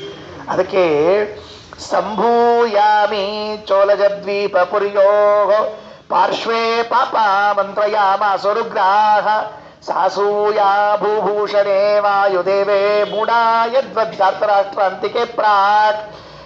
ಹಿಂದಕ್ಕೆ ಧಾರ್ತರಾಷ್ಟ್ರಾಂತಿಕೆ, ದುರ್ಯೋಧನಾದಿಗಳ ಹತ್ತಿರದಲ್ಲಿ ರಾಜಪುತ್ರಾದಿಗಳು ಅಂದ್ರೆ ಬೇರೆ ಬೇರೆ ರಾಜಕುಮಾರರೆಲ್ಲ ಸೇರ್ಕೊಂಡು ಭೂಭೂಷಣೇ ವಾಯುದೇವೇ, ಭೂಮಿಗೆ ಭೂಷಾಮಣಿಗಳಾದ ಭೀಮಸೇನನನ್ನ ಸಾಸೂಯಾಹ, ಹೊಟ್ಟೆ ಕಿಚ್ಚರಿಂದ ಏನಾದ್ರೂ ಮಾಡಬೇಕು ಅಂತೇನೋ ಕೂತ್ಕೊಂಡ್ರಲ್ಲ, ಮಂತ್ರಯಾಮಾಸುಹು. ಆ ರೀತಿಯಾಗಿ ಇವತ್ತು ಪಾಪಾಹ ಉಗ್ರಾಹ ಅಮಿ, ಮೊದಲೇ ಪಾಪಿಗಳು, ಇನ್ನಿಷ್ಟು ಉಗ್ರರು ಬೇರೆ, ದುಷ್ಟ ಬುದ್ಧಿ ಬೇರೆ. ಅವ್ರು ಯಾರು, ಅವರಲ್ಲಿ ಮುಖ್ಯಸ್ಥರು ಯಾರು ಅಂತ ಕೇಳಿದ್ರೆ ಚೋಳಜಾಹ ದ್ವೀಪಿಪುರಿಯೋ ಅಂತ ಇಬ್ಬರ ಹೆಸರು. ಅದನ್ನ ಶ್ಲೋಕಕ್ಕೆ ಅನ್ವಯ ಆಗೋ ಶ್ಲೋಕ ಹೊಂದೋ ಹಂಗೆ ಬರ್ದಾರೆ. ಚೋಳಜಾಹ ಪದ್ಮತೀರ್ಥೋ ನಾಮ ಅಂತ ಭಾವಪ್ರಕಾಶಕ ಅದಲ್ಲಿ ಹಾಕಿದ್ದಾರೆ ನೋಡ್ರಿ. ನಾರಾಯಣ ಪಂಡಿತಾಚಾರ್ಯಲ್ಲೇ ಕೊಟ್ಬಿಟ್ಟಿದ್ದಾರೆ. ಚೋಳಜ ಅಂದ್ರೆ ಯಾರು ಅಂದ್ರೆ ಪದ್ಮತೀರ್ಥ. ದ್ವೀಪಿ ಅಂದ್ರೆ ದ್ವೀಪಿಪುರಿ ಅಂದ್ರೆ ಯಾರು ಅಂದ್ರೆ ಪುಂಡರೀಕಪುರಿ ಅಂತ ಹೆಸರು. ಒಬ್ಬ ಪುಂಡರೀಕಪುರಿ, ಇನ್ನೊಬ್ರು ಪದ್ಮತೀರ್ಥರು ಅನ್ನುವಂಥವ್ರು ಆಚಾರ್ಯರ ಕಾಲದಲ್ಲಿ ಇದ್ದ ದುರ್ವಾದಿಗಳು ಅಂತ ಇಟ್ಕೋಬೇಕು. ಇದರ ಮುಂದೆ ಒಂದು ಮಾತನ್ನು ಬರೀತಾರೆ. ಅವರ ಹೆಸರಿನಲ್ಲಿ ಅವತ್ತಿನ ಕಾಲದಲ್ಲಿ ಪ್ರಚಲಿತವಾದ ಒಂದು ಶ್ಲೋಕ. ಯಾರ ಬಗ್ಗೆ? ಪದ್ಮತೀರ್ಥರ ಬಗ್ಗೆ ಪ್ರಚಲಿತವಾದ ಒಂದು ಶ್ಲೋಕ. ಹೆಂಗಿದ್ರವರು ಅಂದ್ರೆ ಯೋ ಗುಪ್ತ ಪಟಲೋತ್ತಾಯಾಂ ಭೈರವಿ ಚಕ್ರ ಸಂಗತವು ಸಾಂಕರ್ಯಾಂ ಪರವಿದ್ಯಾಯಾಂ ಮಹಾವಾಗ್ಮ್ಯಸತಾಂ ಗುರುಹೂ ಅಂತ ಬರೆದಿದ್ದಾರೆ. ಏನ್ ಹಂಗಂದ್ರೆ ಅಂದ್ರೆ ಹೌದು, ತಂತ್ರ, ಭೈರವಿ ತಂತ್ರ ಅಂತ ಒಂದು ತಂತ್ರ ಇದೆ ಅಂತ. ಅಂದ್ರೆ ಈ ಮಾಟ ಮದ್ದು ಹೇಳ್ತಿರ್ತಾರಲ್ಲ, ಅದರಲ್ಲಿ ಭೈರವಿ ತಂತ್ರ, ಶಾಕ್ತ ತಂತ್ರ ಅಂತ ಹೀಗೆಲ್ಲ ಉಂಟು. ಬೇರೆ ಬೇರೆ ಇದೆಯಂತೆ. ತ್ರಿಪುರ ತಂತ್ರ, ಕಾಮೇಶ್ವರಿ ತಂತ್ರ, ಭುವನೇಶ್ವರಿ ತಂತ್ರ, ತ್ರಿಪುರ ಬಾಲಾ ತಂತ್ರ, ಅನ್ನಪೂರ್ಣೇಶ್ವರಿ ತಂತ್ರ ಅಂತ ತಂತ್ರಗಳಿವೆ ಅಂತ. ಇವು ಕೇಳೂ ಇಲ್ರಿ ನಾವೆಲ್ಲ. ನಮಗೆ ಯಾವ ತಂತ್ರನೂ ಗೊತ್ತಿಲ್ಲ. ನಮಗೆ ತಂತ್ರನೂ ಗೊತ್ತಿಲ್ಲ, ಮಂತ್ರನೂ ಗೊತ್ತಿಲ್ಲ. ತಂತ್ರಂ ನಾಸ್ತಿ ಮಂತ್ರಂನ, ಯಾವ ತಂತ್ರನೂ ಇಲ್ಲ, ಮಂತ್ರ ಏನಿಲ್ಲ. ಅದಕ್ಕೆ ಕೊನೆಗೆ ಸ್ಮೃತ್ಯಾಚರ ಮುಕ್ತಿ ಹೇಳ್ಬೇಕಾದ್ರೆ ಮಂತ್ರಹೀನಂ ತಂತ್ರಹೀನಂ ಕ್ರಿಯಾಹೀನಂ, ಕೊನೆಗೆ ಭಕ್ತಿಹೀನಂ. ನಡಿ ಅಲ್ಲೋ ಮಾರಾಯ, ಅದು ಒಂಥರ ಇಟ್ಕೊಂಡಿರೋ ಅಂದ್ರೆ ಭಕ್ತಿಹೀನ ಪ್ರಭಾಪತೆ, ಅದು ಇಲ್ಲ. ಮತ್ತೆ ನಡಿಗೋ ನಾವು ದೇವರೇ ಅಂತ ಹೇಳ್ಕೋಬೇಕು. ಮಂತ್ರ ಇಲ್ಲ ತಂತ್ರ ಇಲ್ಲ, ಅಡ್ಜಸ್ಟ್ ಮಾಡ್ಕೋತ. ಭಕ್ತಿ ಏನ್ ಅಡ್ಜಸ್ಟ್ ಮಾಡ್ಕೋಬೇಕವ? ಇರೋದ ಒಬ್ಬ ಭಕ್ತಿ ಬೇಕಾಗಿದ್ದೋದು ಇಲ್ಲಾದ್ರೆ ಇರ್ಲಿ. ಅಂತೂ ಯೋ ಗುಪ್ತ ಪಟಲೋಕ್ತಾಯಾಮ್, ಗುಪ್ತ ಪಟಲ ಅಂತ ಗ್ರಂಥದ ಹೆಸರಿರಬೇಕು ಪ್ರಾಯ. ಅದು ಕೌಲವಾನಾಂ ತಂತ್ರಸ್ಯ ಗುಪ್ತ ಪಟಲೇ ಮುಕ್ತಾಯಾಮ್. ಕೌಲವರು ಅಂತಿದ್ದಾರಂತೆ. ಆ ಕೌಲವರಲ್ಲಿ ಗುಪ್ತ ಪಟಲ ಅಂತ ಒಂದು ಗ್ರಂಥ, ಅದರಲ್ಲಿ ಭೈರವಿ ಚಕ್ರ ಅಂತಿದೆಯಂತೆ. ಅದನ್ನ ಭಾರಿ ಅದ್ಭುತವಾಗಿ ಅಂದ್ರೆ ವಶೀಕರಣ, ಮಾರಣ ಎಲ್ಲ ಕಲ್ಕೊಂಡಿದ್ರಂತೆ. ಓಂ ಭಟ್ ಭಟ್ ಸ್ವಾಹ ಅಂತ ಪಾಪ ಟಿವಿ ಸೀರಿಯಲ್ ಒಳಗ ಇಷ್ಟು ಮಜಾ ತೋರಿಸ್ತಿರ್ತಾರ್ರಿ. ಯಾವ ಮಂತ್ರ ಇರಂಗಿಲ್ಲ ಒಳಗ. ಹೋಗ್ಲಿ, ಒಂದು ವೇಳೆ ಆ ತಂತ್ರಗಳಲ್ಲಿ ಹೇಳಿದ ಮಂತ್ರವನ್ನಾದ್ರೂ ಹೇಳಿದ್ರೆ ಸಂತೋಷ ಪಡೋಣಂತ. ಹೌದಪ್ಪ, ನಾವು ಕೇಳಿದ್ದಿಲ್ಲ ಕೇಳ್ತೀವಿ ಅಂತ ತಿಳ್ಕೊಂಡೆ. ಈ ಟಿವಿಯಾಗ ಅವು ಬರಂಗಿಲ್ಲ, ಕೂಡ್ಸ್ಬಿಟ್ಟಿರ್ತಾರ. ಅದೇ ಪಟ್ಟಿ ತಿರುವಾಪಟ್ಟಿ ಭಟ್ ಭಟ್ ಭಟ್. ಯಾವ ಮಂತ್ರ ಏನೋ ಬಾಜು ಕೂತವ್ ಗಾಬರಿ ಆಗ್ತಿರ್ತದೆ. ಏನ್ ಭಟ್ ಭುಟ್ ಅಂತಾನಪ್ಪ ಇವ ಅಂತ ತಿಳ್ಕೊಂಡು ಹೇಳಿ. ಇವೇ ಮಂತ್ರಗಳಿಲ್ಲ ಅಂತ ತಿಳಿಬೇಡ್ರಿ. ಒಬ್ಬ ಸ್ವಾಮಿಗಳ ಕಥೆಯನ್ನು ಕೇಳಿದ್ದೆ ನಮ್ಮ ಹಿರಿಯರ ಬಾಯಿಯಿಂದ. ಕೂಡಲಿ ಮಠದಲ್ಲಿ ರಘುವೀರ ತೀರ್ಥ ಶ್ರೀಪಾದಂಗಳವರು ಅಂತ ಒಬ್ಬರು ಸ್ವಾಮಿಗಳು, ಬಹಳ ಪ್ರಬಲರು, ಬಹಳ ಸಮರ್ಥರವರು. ಅವರ ಅವರ ಅವರ ಜೀವನದ ಅವರ ಇತಿಹಾಸದಲ್ಲಿ ಚರಿತ್ರೆಯಲ್ಲಿ ಕೇಳುವಾಗ ಅವರಿಗೊಬ್ಬರು ಮಾಟ ಮಾಡಿಬಿಟ್ಟಿದ್ರು. ಇವರಿಗೆ ಒಳ್ಳೆ ನರಸಿಂಹ ಮಂತ್ರ ಸಿದ್ಧಿ ಇವರಿಗೆ. ಅದೇನ್ ಮಾಡಿಬಿಟ್ಟಿದ್ದಾರೆ ಅಂದ್ರೆ, ಈ ಸ್ವಾಮಿಗಳ ವಿರೋಧಿಗಳಾಗದೇ ಇದ್ದವರು ಅವರ ಕೆಲವು ವಸ್ತುಗಳು ಬೇಕಾಗ್ತದಂತೆ. ಅವರ ಕಾಲಲ್ಲಿರೋ ಮಣ್ಣು, ಕೂದಲು ಹೀಗೆಲ್ಲ ಆಗ್ತದಂತ ಮುಡಿಸ್ಬಿಟ್ಟಿದ್ರು ಪಾಪ ಅವರಿಗೆ. ಅದನ್ನ ತಗೊಂಡು ಅವರು ಒಂದು ಮಣ್ಣಿನ ಗೊಂಬಿ ಮಾಡಿ ಆ ಗೊಂಬಿಗೆ ಎಲ್ಲ ಕಡೆಗೆ ಮುಳ್ಳು ಚುಚ್ಚಿಬಿಟ್ಟಿದ್ರಂತೆ. ಕರೆಕ್ಟಾಗಿ ಕೈಗೆ, ಈ ಜಾಯಿಂಟು, ಕುತ್ತಿಗೆ, ಕಾಲಿಗೆ ಎಲ್ಲ ಸೇರಿಸ್ಬಿಟ್ಟಿದ್ರಂತೆ. ಅವರಲ್ಲಿ ಸೇರಿಸ್ತಾ ಇದ್ದಂಗೆ ಇವರಿಗೆ ಸ್ವಾಮಿಗಳಿಗೆ ಪ್ರಾಬ್ಲಮ್ ಆಗತ್ತಂತದ್ದು. ಅದು ತನ್ನ ಪ್ರಭಾವ ತೋರಿಸ್ಬೇಕಲ್ಲ. ಮತ್ತೆ ಇಲ್ಲೇ ಮಂತ್ರದ ಗತಿ ಏನು ಇವರಿಗೆ ಅರ್ಥ ಆಯ್ತು. ಸ್ವಾಮಿಗಳು ಒಳ್ಳೆ ನರಸಿಂಹ ಮಂತ್ರ ಅಭ್ಯಾಸ ಅರ್ಥ ಆಯ್ತು ಅವರಿಗೆ. ಇಲ್ಲಿಲ್ಲ, ಇದು ಯಾರೋ ಮಾಡಿದ್ದಾರೆ ನನಗೆ ಅಂತ ಹೇಳಿ ತಕ್ಷಣ ಅದು ಗೊತ್ತಾದ ಕೂಡಲೇ ಸ್ವಲ್ಪ ದಿವಸ ಹಿಡಿತದ ಅದು. ಇದನ್ನ ತೆಗಿಲಿಕ್ಕೆ ಶುರು ಮಾಡಿದ್ರು. ಹ್ಯಾಕ್ ತೆಗಿಬೇಕು ಅದನ್ನ ಮೊದಲು ಹುಡುಕ್ಬೇಕಲ್ಲ ಅದನ್ನ. ಭಾರಿ ವಿಚಿತ್ರ ಇದು. ಹುಡುಕ್ತಾ ಹೊರಟ್ರೆ ಹೇಳ್ತೀನಿ, ಎಲ್ಲೋ ಒಂದು ಕಡೆಗೆ ಮಣ್ಣಿನಲ್ಲಿ ಸಿಕ್ತಂತೆ ಅದು ಮೂರ್ತಿ. ಆ ಇವ್ರದೇ ಮೂರ್ತಿ ಅದು, ಇವರಂತೆ ಮಾಡಿಟ್ಟಿದ್ದು. ತೆಗೆದ್ರೆ ಯಾರಿಗೆ ಧೈರ್ಯ ಇರ್ತದ್ರಿ ಎಲ್ಲರ? ಏನೋ ಮಾಡ್ಯಾರಲ್ರಿ. ಗಾಡಿ ಕೆಳಗೆ ನಿಂಬೆ ಹಣ್ಣಿ ತುಳಿಸ್ಬಿಟ್ಟಿರ್ತಾರೆ ನೋಡ್ರಿ, ಹೋಗಿರ್ತಾರ. ಆ ಪಚಡಿ ಆದ ನಿಂಬೆ ಹಣ್ಸೋದಕ್ಕೆ ನೋಡಂಗಿಲ್ಲ ನಾವು. ಕಣ್ಮುಚ್ಚ ಬ್ಯಾಳಪ್ಪ ಮಾರಾಯ, ಸುಮ್ಮನೆ ಎಲ್ಲರ ಯಾಕೆ ಬೇಕು ನಮಗೆಲ್ಲರ ಸುಳ್ಳೆ ನಿಂಬೆ ಹಣ್ಣು ಪಚಡಿ ಆಗ್ಬಿಟ್ಟದ. ಈ ಕೆಲವು ಅತಿರೇಕಕ್ಕೆ ಇರ್ತಾರ್ರಿ. ಈ ಮಾಟ ಮಂತ್ರ ಮಾಡಿದ್ದು ಗಾಡಿಗೆ ಬಸ್ಸಿಗೆ ಹಾಕಿದ್ ನಿಂಬೆ ಹಣ್ಣು ತಗೊಂಡು ಪರ್ಗ ಮಾಡ್ಕೊಂಡು ಕುಡಿದ್ಬಿಟ್ಟಿರ್ತಾರೆ ಅವರು. ಅತಿರೇಕಕ್ಕೂ ಇರ್ತಾವ. ಪಜ ಕಟ್ ಮಾಡಿ ಬಡ ನಿಂಬೆ ಹಿಂಡಿ ಪಾನಕ ಮಾಡಿ ಗೊಡಕ್ಕೆ ಕಳ್ಕೊಂಡ್ಬಿಟ್ಟಿರ್ತಾರೆ. ಮುಗಿದು ಹೋಯ್ತು ಕೆಲಸ. ಎಂತ ಎರಡೂ ಅತಿರೇಕದ ಪ್ರಾಣಿಗಳವ. ತೆಗೆದ್ರೆ ಮುಳ್ಳು ತೆಗಿತಾ ಬಂದ್ರಂತೆ. ಕಾಲಿನ ಈ ಮಂಡಿಗಿದ್ದದನ್ನ ತೆಗೆದ್ರು ಮಂಡಿ ಫ್ರೀ ಆಗ್ಬಿಡ್ತು, ಕೈಗಿದ್ದ ತೆಗೆದ್ರು ಕೈ ಫ್ರೀ ಆಯ್ತು. ಎಲ್ಲೆಲ್ಲಿ ಇತ್ತು ಎಲ್ಲ ತೆಗಿತಾ ಬಂದ್ರೆ ಕುತ್ತಿಗೆಗಿದ್ದದನ್ನು ತೆಗೆಯುವಾಗ ಇಷ್ಟೇ ಕೊನೆಗೊಂದು ಚಟ್ಟ ಮುರಿದ್ಬಿಡ್ತು. ಅದು ಮುರಿದ್ರೆ ಅವ್ರ ಕುತ್ತಿಗೆ ಹೀಗೆ ಬಾಗಿದ್ದಿತ್ತಂತೆ ಕೊನೆವರೆಗೂ. ಅದು ತೆಗಿಲಿಲ್ಲವಲ್ಲ, ಪೂರ್ಣ ತೆಗಿಲಿಲ್ವಲ್ಲ, ಅದು ಹೋಯಿತು. ಆದರೆ ಅದು ಅರ್ಧ ಹೋಗಿದ್ದಕ್ಕಾಗಿ ಸ್ವಲ್ಪ ಹೀಗೆ ಕುತ್ತಿಗೆ ಬಾಕೊಂಡಿತ್ತು ವೃಂದಾವನ ಪ್ರವೇಶ ಮಾಡೋವರೆಗೆ ಅಂತ ಹೀಗೆ ನಾನು ಒಬ್ಬರ ಬಾಯಿಂದ ಕೇಳಿದ್ದೇನೆ. ಸತ್ಯಾಸತ್ಯತೆಗಳು ಹಿರಿಯರಿಗೆ ಬಿಟ್ಟದ್ದು. ಅಂತೂ ಹೀಗೆ ಇತ್ತು ಅಂತನ್ನೋದೊಂದು ನಾವು ಕೇಳಿಕ್ ಬರ್ತೀವಿ. ಇದು ಎಲ್ಲಾ ಕಾಲಕ್ಕೂ ಇದ್ದದ್ದೇ. ಅದಕ್ಕೆ ಅವತ್ತಿನ ಕಾಲದಲ್ಲಿ ಇದ್ದ ಪದ್ಮತೀರ್ಥರು ಎನ್ನುವ ಮೊದಲಾದವರು ಈ ಆಭಿಚಾರಣ, ಮಂತ್ರ, ಭೂತೋಚ್ಚಾಟನ, ವಶೀಕರಣ ಪ್ರತಿಯೊಂದನ್ನು ಕೂಡ ಮಾಡುವುದರಲ್ಲಿ ಸಮರ್ಥರಾಗಿದ್ರಂತೆ. ಸಂಭೂಯಾಮಿ ಚೋಲಜದ್ವೀಪ ಪುರ್ಯೋ ಪಾರ್ಶ್ವ ಮಂತ್ರಯಾಮ ಸುರುಗ್ರಾಹ ಸಾಸೂಯಾ ಭೂಭೂಷಣೇ ವಾಯುದೇವೇ ಮೂಢಾ ಯದ್ವದ್ದಾರ್ತರಾಷ್ಟ್ರಾಂತಿಕೆ ಪ್ರಾಕ್. ಇವರು ಅವರಿಬ್ಬರ ಮುಖ್ಯಸ್ಥರು ಕೂಡಿಸಿಕೊಂಡು ಪಾರ್ಶ್ವೇ ಅವರ ಹತ್ತಿರದಲ್ಲಿ ಸಂಭೂಯ ಕೂಡಿಕೊಂಡು ಮಂತ್ರಯಾಮಾಸುಹು ಆಲೋಚನೆ ಮಾಡಿದರು. ಹೇಗೆ ಮಂತ್ರಣ ಮಾಡಿದರು ಅಂದ್ರೆ, ಹಿಂದೆ ದ್ವಾಪರ ಯುಗದಲ್ಲಿ ಭೀಮನನ್ನ ಏನಾದರೂ ಮಾಡಬೇಕು ಅಂತ ಇಟ್ಟುಕೊಂಡಿದ್ರಲ್ಲ, ಆ ಪ್ರಸಂಗದಲ್ಲಿ ಇವರೆಲ್ಲ ಸೇರಿಕೊಂಡು ಮಾಡಿದಂತೆ ಮಾಡಿದ್ದಾರೆ ಅಂತ ಹೇಳ್ತಾರೆ. 3ನೇ ಶ್ಲೋಕ. ಸನ್ಮಾತ್ಸರ್ಯಂ ಬದ್ಧಮೂಚೆ ಶುಭಾನಾಂ ವಾಚಾಲೋಲಂ ಕೋಪಿ ಗಾಂಧಾರಕಸ್ಯ ಮಧ್ಯೆ ತೇಷಾಂ ನೀಚ ನಿತ್ಯ ಸಮಾನೋ ವಾಚಾಲೋಲಂ ಕೋಪಿ ಗಾಂಧಾರಕಸ್ಯ. ಆ ಮೀಟಿಂಗ್ ಶುರುವಾದಾಗ, ಸಭೆ ಶುರುವಾದಾಗ ಒಬ್ಬ ಎದ್ದು ನಿಂತು ಹೇಳಲಿಕ್ಕೆ ಶುರು ಮಾಡಿದ್ದಂತೆ. ಆ ಹೇಳಲಿಕ್ಕೆ ನಿಂತವನು ಹೆಂಗಿದ್ದ ಅಂದ್ರೆ, ಸಾಕ್ಷಾತ್ ಶಕುನಿ ಅಪರಾವತಾರ ಇದ್ದಂತಿದ್ದಂತವ್. ಈ ಶಕುನಿನ ಚುಚ್ಚು ಕೊಟ್ಟಿದ್ರೆ ಖರೇ ಕೇಳ್ಬೇಕು ಅಂದ್ರೆ ದುರ್ಯೋಧನಿಗೆ ಅಷ್ಟೆಲ್ಲ ಬುದ್ಧಿ ಓಡ್ತಿದ್ದಿಲ್ರಿ, ಸ್ವಲ್ಪ ಅದು ಇದು ಇತ್ತದು. ದುರ್ಯೋಧನ ಮಂದಾಧಿಕಾರಿ ಇದ್ದರೆ ಅಧಮಾಧಿಕಾರಿ ಇದ್ದವ್ ತಿಳಿತಿದ್ದಿಲ್ರಿ, ಇದು ಓದ್ತಿರ್ಲಿಲ್ಲ, ಫಸ್ಟ್ ಫ್ಲೋರ್ಗೆ ಓಡ್ತಿರ್ಲಿಲ್ಲ ಅವಂಗ. ಅವ್ ಶಕುನಿ ಇದ್ ನೋಡ್ರಿ, ಅವ ಸ್ವಲ್ಪ ಹಿಂಗ ತುಪ್ಪ ಹಾಕ್ತದ, ಹಿಂಗ ಭಗ್ಗಂತ ಹಿಂಗ ಬೆಂಕಿ ಉರಿಬೇಕು. ಅದು ಇವ್ರ ಮನೆಯಲ್ಲಿ ಇಂದ್ರಪ್ರಸ್ಥದಲ್ಲಿ ನೀರಿನೊಳಗೆ ಬಿದ್ದ ನೋಡ್ರಿ ದುರ್ಯೋಧನ, ಬಿದ್ದು ತಿರುಗಿ ಬರ್ಲಿಕ್ಕೆ ಅವ ಸಿಟ್ನಾಗಿದ್ದ.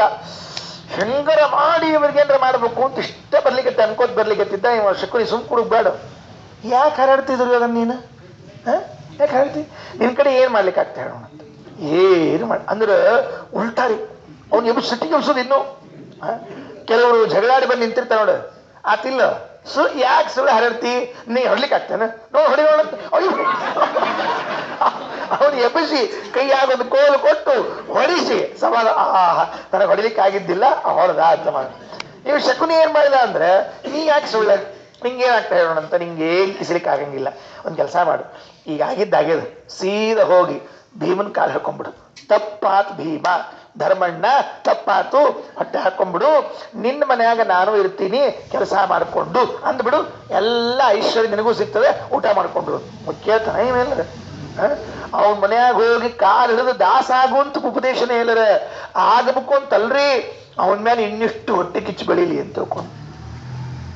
ಅವೇನಂದರಿ ದುರ್ಯೋಧನ ಅಂತಾನ, ಮಾಮ ನನ್ನ ಕಡೆ ಶಕ್ತಿ ಇತ್ತಂದ್ರೆ ಈಗಿಂದೀಗ ಧರ್ಮರಾಜನ್ನ ಹಿಂಗಂದು ಭೀಮನ್ ಹಿಂಗಂದು ಎಲ್ಲ ಆಸ್ತಿ ನಾ ತಗೊಂಡ್ಬಿಡ್ತೀನಿ, ಸುಮ್ಕೊಡು ಶಾಣೆ ಇದ್ದು ಮತ್ತೆ ಬೈದು ಬಿಟ್ರಿ, ಇನ್ನಿಷ್ಟು ಏರ್ಬಿಡ್ತೆ ಅವ್ನು.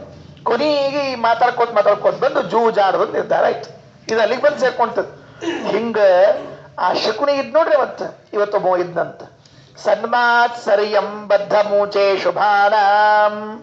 ಸನ್ಮಾತ್ಸರ್ಯಂ ಸಜ್ಜನರಲ್ಲಿ ಮಾತ್ಸರ್ಯ ವಿಶೇಷವಾಗಿ ಬೆಳಿಬೇಕು, ಅಶುಭಾನಾಂ ದುಷ್ಟರಿಗೆ ಅನ್ನೋದಕ್ಕಾಗಿ ವಾಚಾಲೋಲಂ ಕೋಪಿ ಗಾಂಧಾರಕಸ್ಯ. ಕೋಪಿ ವಾಚಾಲ ಬರೇ ಮಾತು, ವಾಚಾಲ ಅಂದ್ರೆ ವಾಚಾಳಿ ಅಂತ ಕರಿತಿರ್ತಾರಲ್ಲ, ಬರೇ ಮಾತಾಡ್ತಿರ್ತಾನಂತ, ಕೆಲಸ ಮಾತ್ರ ಏನಾಗ್ತಿರಂಗಿಲ್ಲ. ನೀವು ನೋಡ್ರಿ ಸರ್, ನೀವು ಕಾರ್ಯಕ್ರಮ ಹೂಡಿ ನೋಡ್ರಿ ತರ್ತದೆ, ಹೂಡ್ತಾವೆ ಇವ ಕೂಡ್ತಾವೆ ಇವೆ. ಆಚಾರ ನೀವು ಮುಂದಿರಿ, ನಾ ಹಿಂದಿರ್ಲಿಲ್ಲ ಅಂದ್ರೆ ಕೇಳ್ರಿ. ಹಿಂದೆ ಇರ್ತಾವ, ಹಿಂದೆ ಮನ್ಯಾಗ ಇರ್ತಾರೆ, ಈ ಆಚಾರ ಪಾಪ ಮುಂದೆ ತೆಂಗಾಯಿ ಬಿದ್ದಿರ್ತಾರೆ ಅಟ್ಟ ಕೆಲಸ. ಆದ್ರಿಂದ ವಾಚಾಳಿ ಇದ್ನಂತ, ವಾಚಾಲೋಲಂ ಕೋಪಿ ಗಾಂಧಾರಕಸ್ಯ.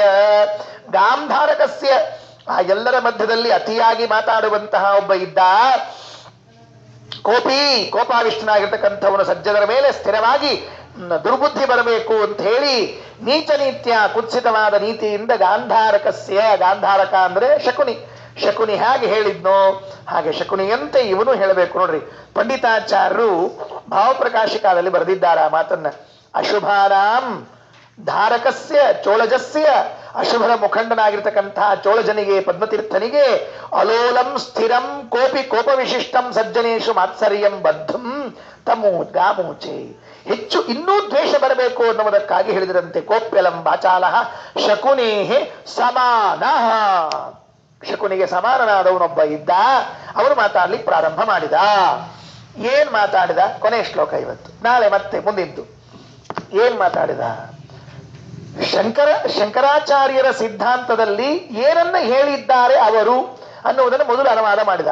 ಅವರು ಶಂಕರಾಚಾರ್ಯರು ತಮ್ಮ ಸಿದ್ಧಾಂತದಲ್ಲಿ, ಹೌದು, ಈಗ ಮಧ್ವಾಚಾರ್ಯರು ತಮ್ಮ ಸಿದ್ಧಾಂತದಲ್ಲಿ ಏನ್ ಹೇಳಿದ್ದಾರೆ ಅವ್ರದ್ದೊಂದಿದೆ, ರಾಮಾನುಜಾಚಾರ್ಯರು ಏನು ಸಿದ್ಧಾಂತ ಹೇಳಿದ್ದಾರೆ ಅವರದ್ದೊಂದಿದೆ, ನಿಂಬಾರ್ಕಾಚಾರ್ಯರು ಮತ್ತೆ ಚೈತನ್ಯ ಮಹಾಪ್ರಭು ಈ ಅವರವರ ಸಿದ್ಧಾಂತಗಳು ಅಂತ ಹೇಗಿದೆ, ಹಾಗೆ ಶಂಕರಾಚಾರ್ಯರು ತಮ್ಮ ಸಿದ್ಧಾಂತದಲ್ಲಿ ಹೇಳಿದ್ದೇನು ಅಂತ ಅನ್ನೋದನ್ನು ಪಂಡಿತಾಚಾರ್ಯರು ವರ್ಣನೆ ಮಾಡ್ತಾರೆ. ಏಕಂ ತತ್ವಂ ವಷ್ಟಿ ಮಾಯಾಮಯೀಯಂ ವಾಕ್ಯೈ ಪ್ರಾಚ್ಯೈರಪ್ರವಾಚ್ಯಂ ವಿಧತ್ತೆ ಪೂರ್ವಾ ಹಂತ ದೌರ್ಘಟ್ಯ ಭೂಷಾ ಚಿತ್ರಂ ದರ್ಶನಾಚಾರ್ಯತೀತಿ. ಬಹಳ ಅದ್ಭುತ. ಅವರ ಸಿದ್ಧಾಂತದಲ್ಲಿ ಒಂದೇ ತತ್ವ, ಇನ್ಯಾವ ತತ್ವವೇ ಇಲ್ಲ ಜಗತ್ತಿನಲ್ಲಿ. ನೆನ್ಪಿಟ್ಕೊಳ್ರಿ, ಇದು ನಾವು ಹೇಳಿದ್ದಲ್ಲ. ಮಧ್ವರಾಗಿ ಶಂಕರಾಚಾರ್ಯರು ತಮ್ಮ ಗ್ರಂಥಗಳಲ್ಲಿ ಬರೆದುಕೊಂಡದ್ದನ್ನ ಮುಂದಿನ ಅವರ ಪೀಳಿಗೆಯವರು ಹೇಳಿದ್ದನ್ನ ಹೇಳ್ತಾ ಇದ್ದಾರೆ. ಏಕಂ ತತ್ವ, ಒಂದೇ ಒಂದು ತತ್ವ, ಮತ್ತು ಉಳಿದದ್ದೆಲ್ಲ ತತ್ವ ಅಲ್ಲವೇ ಅಲ್ಲ. ಎಲ್ಲವೂ ಸುಳ್ಳು. ಮುಂದಿನ ಶ್ಲೋಕದಲ್ಲಿ ಬರ್ತದೆ, ವಿಸ್ತಾರವಾಗಿ ಹೇಳ್ತೀನಿ ಅವರ ಸಿದ್ಧಾಂತವನ್ನು. ಏಕಂ ತತ್ವಂ, ನಮ್ಮಲ್ಲಿ ದ್ವಿವಿಧಂ ತತ್ವಮಿಷ್ಯತೆ, ಆಚಾರ ಸಿದ್ಧಾಂತ. ಅವ್ರದ್ದು ಏಕಂ ತತ್ವಂ, ನಮ್ ದ್ವಿವಿಧಂ ತತ್ವಂ. ಸ್ವತಂತ್ರಮಸ್ವತಂತ್ರಂಚ ದ್ವಿವಿಧಂ ತತ್ವಮಿಷ್ಯತೆ. ನಮ್ಮ ಸಿದ್ಧಾಂತದಲ್ಲಿ ಎರಡು ತತ್ವಗಳು, ಅವರ ಸಿದ್ಧಾಂತದಲ್ಲಿ ಒಂದೇ ತತ್ವ.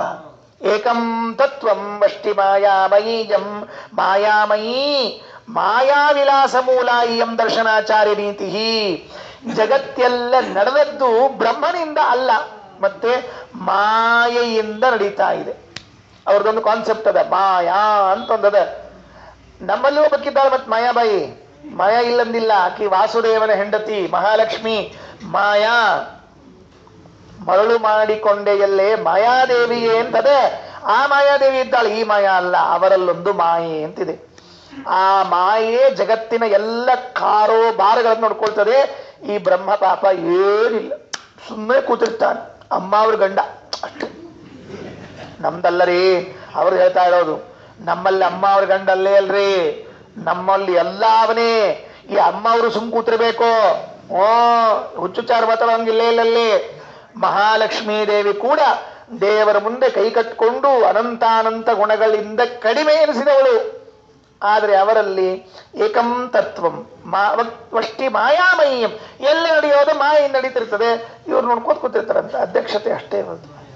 ಇವ್ರ ಅಧ್ಯಕ್ಷತೆ ಒಳಗೆ ಅವ್ರ ಕಾರ್ಯಕ್ರಮ ಆಯ್ತು. ಅಧ್ಯಕ್ಷ ಏನ್ ಮಾಡ್ಲಿಕ್ಕೆ, ಅಧ್ಯಕ್ಷನಾಗಿದ್ರು ಅಷ್ಟೇ. ಅಧ್ಯಕ್ಷ ಏನ್ ಮಾಡ್ಲಿಕ್ಕೆ, ಅಧ್ಯಕ್ಷನಾಗಿದ್ರು ಅಂದ್ರೆ ನಿಮ್ ಮುಂದೆ ನಾವೆಲ್ಲ ಮಾಡ್ತಿರ್ತೀವಿ, ನೀವು ಕೂತಿರ್ಬೇಕು ಅಂತ ಅರ್ಥದ ಮಾಡಿದ್ರೆ ಅಷ್ಟೇ ಕೆಲಸ. ಏಕಂ ತತ್ವಂ ವಷ್ಟಿ ಮಾಯಾಮಯೀಯಂ ವಾಕ್ಯೈ ಪ್ರಾಚ್ಯೈರಪ್ಯವಾಚ್ಯಂ ವಿಧತ್ತೆ. ಎಂಥ ಅದ್ಭುತ ಗೊತ್ತಾ ನಮ್ಮ ಆಚಾರ್ಯರ ಸಿದ್ಧಾಂತ. ಅವರು ಹೇಳ್ಕೊಳ್ತಾ ಇರೋದು, ಬ್ರಹ್ಮ ವಾಕ್ಯಕ್ಕೆ ನಿಲುಕುವುದಿಲ್ಲ, ಶಬ್ದಕ್ಕೆ ನಿಲುಕುವುದಿಲ್ಲ. ಶಬ್ದಕ್ಕೆ ನಿಲುಕದೇ ಇರುವಂತಹ ಬ್ರಹ್ಮನನ್ನ ಶಬ್ದದಿಂದ ಹೇಳಿ ತೋರಿಸ್ತಾರೆ. ಎಷ್ಟು ಅದ್ಭುತ ಹೇಳಿ ನೋಡಂತ, ಎಷ್ಟು ಅದ್ಭುತ. ಯಥೋ ವಾಚೋ ನಿವರ್ತಂತೆ ಅಪ್ರಾಪ್ಯ ಮನಸಾ ಸಹ ಅಶಬ್ದಮಸ್ಪರ್ಶಮರೂಪಮವ್ಯಯಂ ತಥಾರಸಂ ನಿತ್ಯಮಗಂಧಮಚ್ಚಯತ್ ಅವಚನೇನೈವ ಪ್ರೋವಾಚ ಯದ್ವಾಚ ಅನಭ್ಯುದಿತಂ ಏನವಾಗಭ್ಯುದ್ಯತೆ. ಈ ಎಲ್ಲ ವೇದವಾಕ್ಯಗಳಿಂದ ಬ್ರಹ್ಮನನ್ನು ಹೇಳ್ತಾ ಇದ್ದಾರೆ. ಹೆಂಗಿದ್ದಾನೆ ನಿಮ್ ಬ್ರಹ್ಮ ಅಂತ ಕೇಳಿದ್ರೆ, ಅರ್ಥಾತ್ ಮಾಯಾವಾದದಲ್ಲಿನ ಬ್ರಹ್ಮ ಹೇಗಿದ್ದಾನೆ ಅಂತ ಕೇಳಿದ್ರೆ, ಶಬ್ದಕ್ಕೆ ಸಿಲುಕುವುದಿಲ್ಲ. ಮತ್ತೆ ಅವನ್ ಹೆಂಗ್ ಹೇಳ್ತೀರಿ, ಶಬ್ದದಿಂದಲೇ ಹೇಳ್ತೀವಿ. ಹೆಂಗ್ ಕೂಡಿಸ್ತೀರಿ ಆಚಾರ್ಯದನ್ನೆಲ್ಲ? ಆಚಾರ ಕೂಡ್ಸೋದನ್ನ ಹೇಳ್ರಿ, ಶಬ್ದಕ್ಕೆ ಸಿಗಂಗಿಲ್ಲ, ಶಬ್ದದಿಂದ ಹೇಳ್ತೀರಿ ಅಂದ್ರೆ ಇದು ಕೂಡಿಸ್ತಿ ಇರುವಿಕೆ ಅಂತನ್ನೋದೇ ಮಾಯಾವಾರದ ಅಲಂಕಾರ. ತಪ್ಪಾಗಿ ಹೇಳಿ ಅದನ್ನ ಹೊಂದಿಸುವುದೇ ಮಾಯಾವಾದ ಅಲಂಕಾರ. ಹಂತ ದೌರ್ಘಟ್ಯ ಭೂಷ ದುರ್ಘಟತ್ವಂ ಅವಿದ್ಯಾಯಾ ಭೂಷಣಂ ನತು ದೂಷಣಂ. ಈ ಮಾಯಾವಾದದಲ್ಲಿ ಹೊಂದಿಸ್ಲಿಕ್ಕೆ ಬರೋದಿಲ್ಲ ಅಂತಿದೆಯಲ್ಲ, ಅದೇ ಸ್ಪೆಷಾಲಿಟಿ. ಮತ್ತು ಸಿದ್ಧಾಂತದಲ್ಲಿ ಎಲ್ಲ ಹೊಂದಿಸ್ಲಿಕ್ಕೆ ಬರ್ತದೆ. ಏನ್ ದೊಡ್ಡದಲ್ಲ. ಯಾವುದು ಹೊಂದಿಸ್ಲಿಕ್ಕೆ ಬರೋದಿಲ್ವೋ ಅದೇ ಶ್ರೇಷ್ಠ. ಹಂತ ದೌರ್ಘಟ್ಯ ಭೂಷ. ಭಾರಿ ವಿಚಿತ್ರದರಿ. ಅವ್ರದ್ದು ಒಂದು ಸಿದ್ಧಾಂತ ಅಂತ ಒಂದು ಮಾಡ್ಕೊಂಡ್ಬಿಟ್ಟಾರ್ರಿ ಮೊದ್ಲಿಗೆ. ಅದರ ಮುಂದೆ ಏನೇ ಬಂದ್ರು ಅದಕ್ಕೆ ಹೊಂದ್ಬೇಕದು, ಬೇರೆ ದಾರಿ ಇಲ್ಲೇ ಇಲ್ಲಿಗೆ. ನಮ್ಮ ಗುರುಗಳು ಹೇಳ್ತಿರ್ಬೇಕು, ನಡ್ಕೊಳ್ಳೋ ಆಚಾರ ಏನು ಅಂದ್ರೆ, ಮೊದಲಿಗೆ ಒಂದು ಟೊಪಿಗೆ ಹೊಲಿಸಿಟ್ಬಿಟ್ಟಾರ ಅವರು. ಟೊಪಿಗೆ ಹೊಲಿಸಿಬಿಟ್ಟಾರ, ತಲೆ ಸಾಳಂಗಿಲ್ಲ ಅಂದ್ರೆ ತಲೆ ಕಟ್ ಮಾಡ್ಕೊಳ್ರಿ, ನಮ್ ಸಂಬಂಧ ಇಲ್ಲ. ಟೊಪಿಗೆ ಅಲ್ರಿ, ತಲೆ ಇದ್ದಂಗೆ ಟೊಪಿಗೆ ಹೊಲಿಸ್ಬೇಕು. ಟೊಪಿಗೆ ಅದಕ್ಕೆ ತಲೆ ಅಡ್ಜಸ್ಟ್ ಮಾಡ್ಕೊಳ್ರಿ ಅಂತ. ಅಲ್ಲ, ಈ ಸ್ವಲ್ಪ ಹೊರಗೆ ಬರ್ತದ್ರೆ ಸ್ವಲ್ಪ ಹಿಂಗ್ ತೆಗೀರಿ ಅಂತ. ಆ ಬಡಿಯಾರ ಹೇಳಿದ್ರೆ ಹಿಂಗ್ ತೆಗಿತಿರ್ತಲ್ಲ, ಉಳಿ ಹೊರಬೇಕು ತೆಗೀರಿ ಅಂತ. ನಮ್ಮ ಹುಡುಗ ಚಾಷ್ಟೆ ಮಾಡ್ತಿರ್ಬೇಕಿದ್ರೆ ಹೇಳುವಾಗ, ಪಾಠ ಹೇಳುವಾಗ. ಅಲ್ಲ, ಅವ್ರದೊಂದು ಪೂರ್ವಗ್ರಹ ಒಂದು ಸಿದ್ಧ ಹೇಳ್ಕೊಂಡ್ಬಿಟ್ಟಾರ. ಅದ್ರ ಹಂಗೆ ಹೋಗ್ಬೇಕು. ನೀವೇನ್ ಬೇರೆ ಹೇಳಿದ್ರು ಕೇಳೋದಿಲ್ಲ. ಇವತ್ತಿಗೂ ಅವತ್ತಿಗಲ್ಲ, ಇವತ್ತಿಗೂ ಕೂಡ ಇಷ್ಟು ಅನುಭವ ವಿರುದ್ಧವಾದ ಮಾತುಗಳು ಎಲ್ಲ ಆದರೂ ಕೂಡ ಬಿಡ್ಲಿಕ್ಕೆ ತಯಾರಿಲ್ಲ. ಯಾಕೆ ಅಂದ್ರೆ ಆ ಟೀಕಾಕೃತ್ಪಾದರದ್ದು ಮಾತು ಹೇಳಿದ್ದಾರೆ ಶ್ರೀಮನ್ ನ್ಯಾಯದಲ್ಲಿ, ಅನಾದಿ ವಾಸನಾವಸಿತ ಅಂತಃಕರಣಾನ. ಅನಾದಿ ಕಾಲದಿಂದ ಅದೇ ವಾಸನೆಯಿಂದ ಕೂಡಿರುವಂಥವರಿಗೆ ನೀವೇನು ಹೇಳಿದ್ರು ಬದಲಾಗೋದಿಲ್ಲ, ಅದಕ್ಕೆ ಏಕಂ ತತ್ವಂ ವಷ್ಟಿ ಮಾಯಾಮಹೀಯಂ ವಾಕ್ಯೈ ಪ್ರಾಚ್ಯೈ ಅಪಿ ಅವಾಚ್ಯಂ ವಾಕ್ಯೈ ಪ್ರಾಚ್ಯೈ. ಅವಾಚ್ಯನಾದ ಬ್ರಹ್ಮನಿಂದ ವಾಕ್ಯದಿಂದ ಹೇಳ್ತಾರಂತೆ. ವಿಧತ್ತೆ ಪೂರ್ವ ಹಂತ ದೌರ್ಘಟ್ಯ ಪೂರ್ವ. ಇದು ಪುರಾತನವಾದದ್ದು, ಇದು ಅಪೂರ್ವವಾದದ್ದು. ಅಪೂರ್ವ ಅಂತ ಬಿಡಿಸ್ಬೇಕಂತೆ. ಪೂರ್ವ ಹಂತ ದೌರ್ಘಟ್ಯ ಭೂಷ ಅಂತ ಹೇಳಿ ತಿಳಿಸ್ತಾ ಇದ್ದಾರೆ.